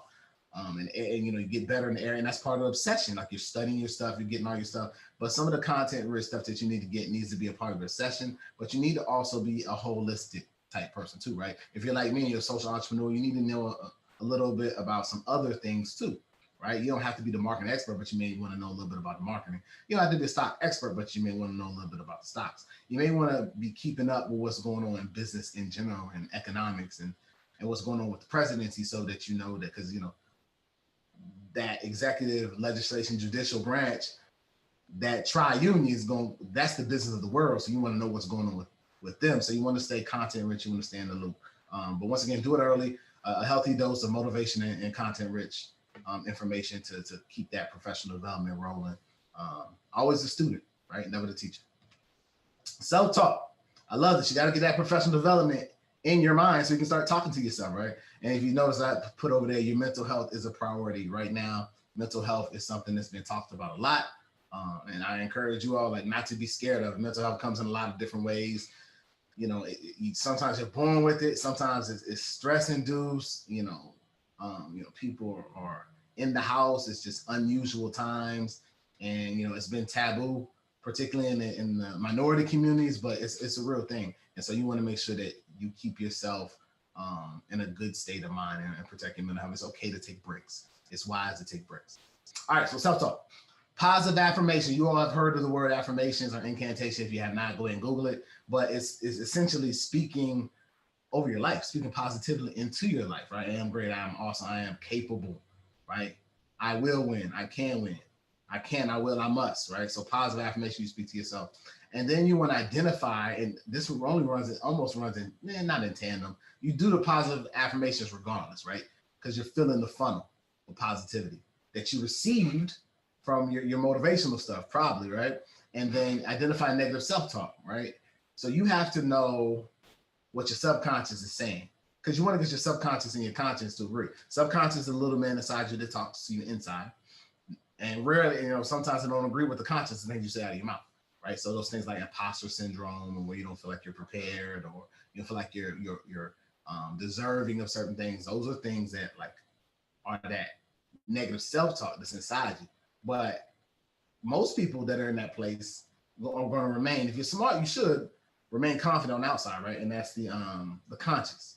So the positive affirmations, identify the negative self-talk, and as soon as you identify it, immediately get at it, stop it, immediately replace it with a positive thought. That's an idea I got from the what's the name of the book? Norman Vincent Peale, The Power of Positive Thinking. As soon as a negative thought comes, replace it with a positive thought, because you get so many negative thoughts. And so this is an exercise, ingenuity, right? Like negative thought, positive thought, negative thought, positive thought, right? Sometimes you gotta, for every negative thought, you gotta do 3 positive. And then check in with yourself. So that's just another plug for mental health. Like, I just restarted meditation. Do whatever you need to do to check in with yourself. So a positive affirmation, identify negative self-talk, and then checking in with yourself. Tighten up your circle. When I wrote my book, Friends in Business, this concept is in here. These 10 mindset acquisition and maintenance kind of principles.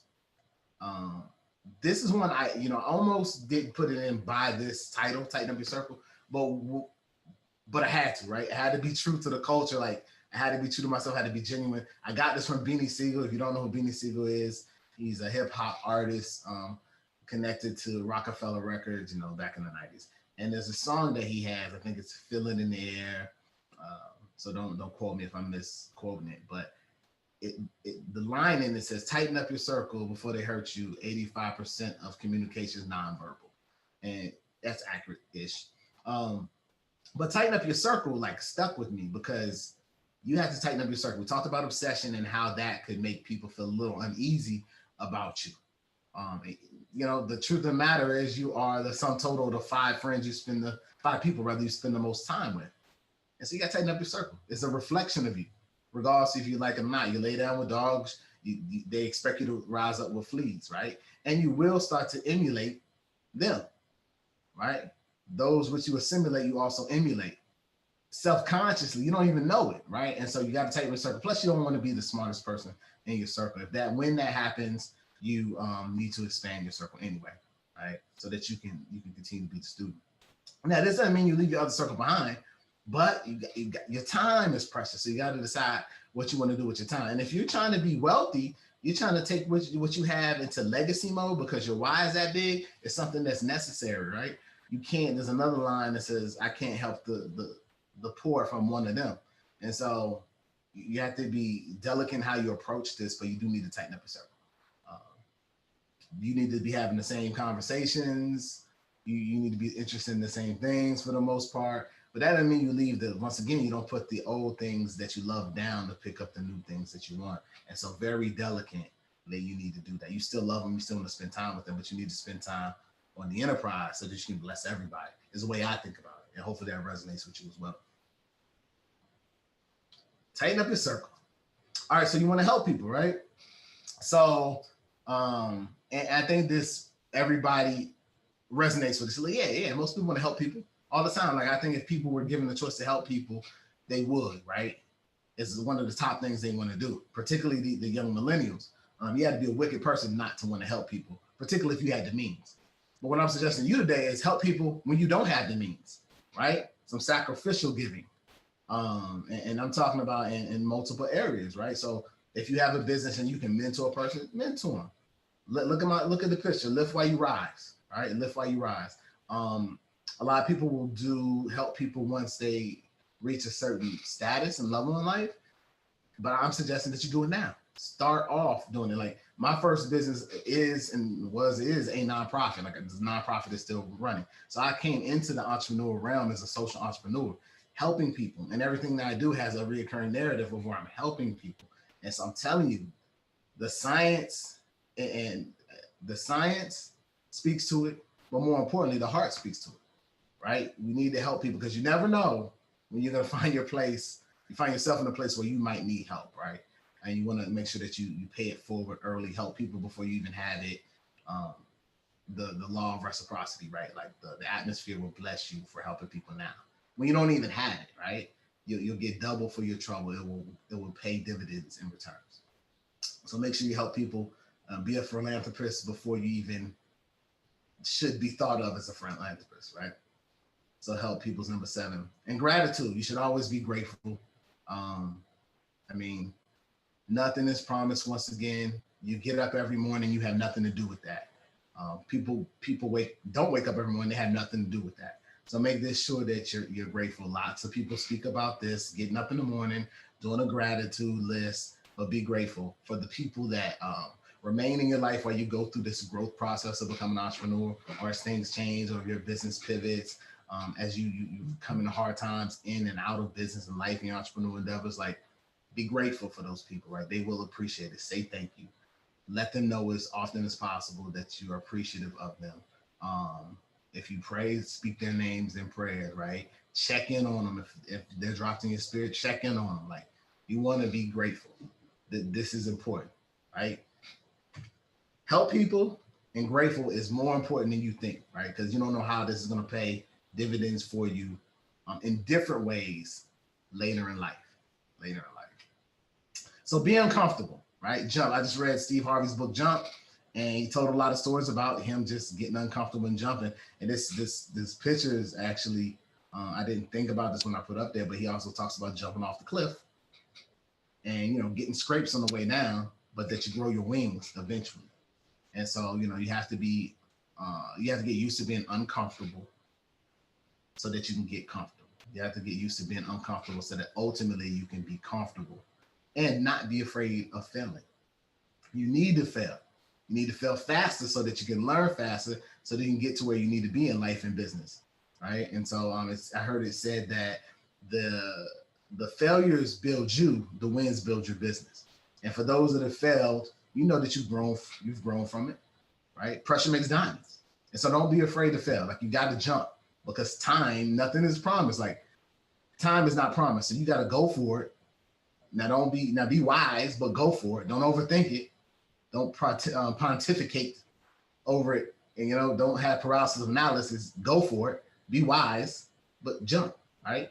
Jump. Don't overcomplicate it. And then you will become comfortable with being uncomfortable. And although you're scared, you'll do it anyway, right? Because that's the difference between Once again, a difference between successful people and unsuccessful people. They're both scared and they both don't want to do it, and it's uncomfortable for both of them. Successful people just do it anyway, right? So be uncomfortable until it becomes comfortable, and it will. It will. Like if you've ever worked out, if you ever done something that was hard to start and then it became easy, same rules apply to everything. The stakes may seem higher, but the same rules apply. And so, and I will tell you this: some things you're scared to jump on. You're worried about what people think about you. Well, truth of the matter is, the ones that care, what is it? The ones that matter, the ones that care don't matter. The ones that matter, the ones that don't care. I'm messing that quote up. So basically, the ones that care don't matter, right? And the ones that don't care are the ones that matter, right? And so that's the first thing. Really, that's the only thing. So you make sure that you jump out there, you be courageous, and do those things that are purpose in your heart and your mind. So make those things come to fruition. So make sure you jump, be uncomfortable. All right, and so balance. So balance is one of the last things. Balance is actually number 10. So all the aforementioned are gonna put you out of balance. And so I definitely struggle with this, and still kind of struggle with it, because you get so laser focused that you forget the other things you're supposed to do, and you get out of balance. And at certain times in your business, certain seasons in your business, this will happen. So you always have to remember that you have to stay in balance. So check out this balance, right? Everything has to have its own weight distribution, has to be placed correctly, right? Almost the temperature and the wind almost have to be right. And so just make sure that you're recognizing what's important in your life, and you're giving an appropriate amount of time to each one of those things, right? So you know how much time, in my case, I'm married, how much time my wife needs, what time my wife needs. So I need to, like, you think 15, 30 minutes ain't a lot of time? Try spending 15 to 30 minutes just talk to your wife or your significant other or whomever every night, right? That's a good amount of time to just dedicate, because usually you're running and we have kids, so running, and we're doing kids, and we're doing bills, and we're doing food, and we're taking out trash, and we're working. And so, sometimes with passion shifts, we have conversations about the business of the family, but try doing 15 minutes, right? Figure out how much time each person in your family needs. It's almost like baking a cake, right? You put this much eggs and this much the cake mix and this much milk, and you know how much each ingredient needs to be to make the cake. So take that same concept, put it in your life. You know how much your kids need. Maybe your son needs more time than your daughter on occasion. Or maybe your daughter needs more time than your son. Or maybe your wife needs more time, but you got to know how much, right? How much ingredients you need to build the cake. And that's how much time you need to make sure that your life is balanced. And so this is very important, because once again, you don't want to put down those things that you love when you pick up whatever it is you're picking up. So balance is important. And I will admit, it's not that easy, but you got to be intentional about it. And the thing, like the aforementioned, are going to put you out of balance. In fact, if they're not putting you out of balance, reevaluate, because you're doing something wrong. You should be out of balance to start, and then you need to put yourself into balance. In fact, when you get out of balance, that's when when you get out of balance, people talking about you. That's when you know you're catching traction. And once you get to that point, okay, now I gotta get this thing in balance. But you need to make sure that you check in with yourself, right, and identify that. And let the people in your household and that are around you, your friends, family, know what you're doing. Right? I know people, when they go get their PhDs, they'll let their families know, hey, this is what the commitment is. It'll be for this long. This is why I'm doing this. You got to get the buy-in from those that are around you, that will stay around you like your family. So, some people come in your life to stay. Some people come in your life to leave, and you have to figure out who those people are, right? In the spirit of tightening up your circle. And so that's my time, folks. Once again, it's Ronaldo Randall, the bridge builder, life leadership and business strategist, speaker, Amazon bestseller of Friends in Business, the blueprint for doing business with friends and family. You can go redeem your free gift from my website, friendsinbiz.com. Once you go to the website, just hit resources. There'll be 2 resources there for you that I think you enjoy to help you build your business and your life. And I just want to leave you all with this quote. If you change the way you look at things, the things you look at will change. That's by Wayne Dyer. So I appreciate you all's time. Hope you enjoyed the conference, and we'll continue to enjoy the rest of the conference. Take care.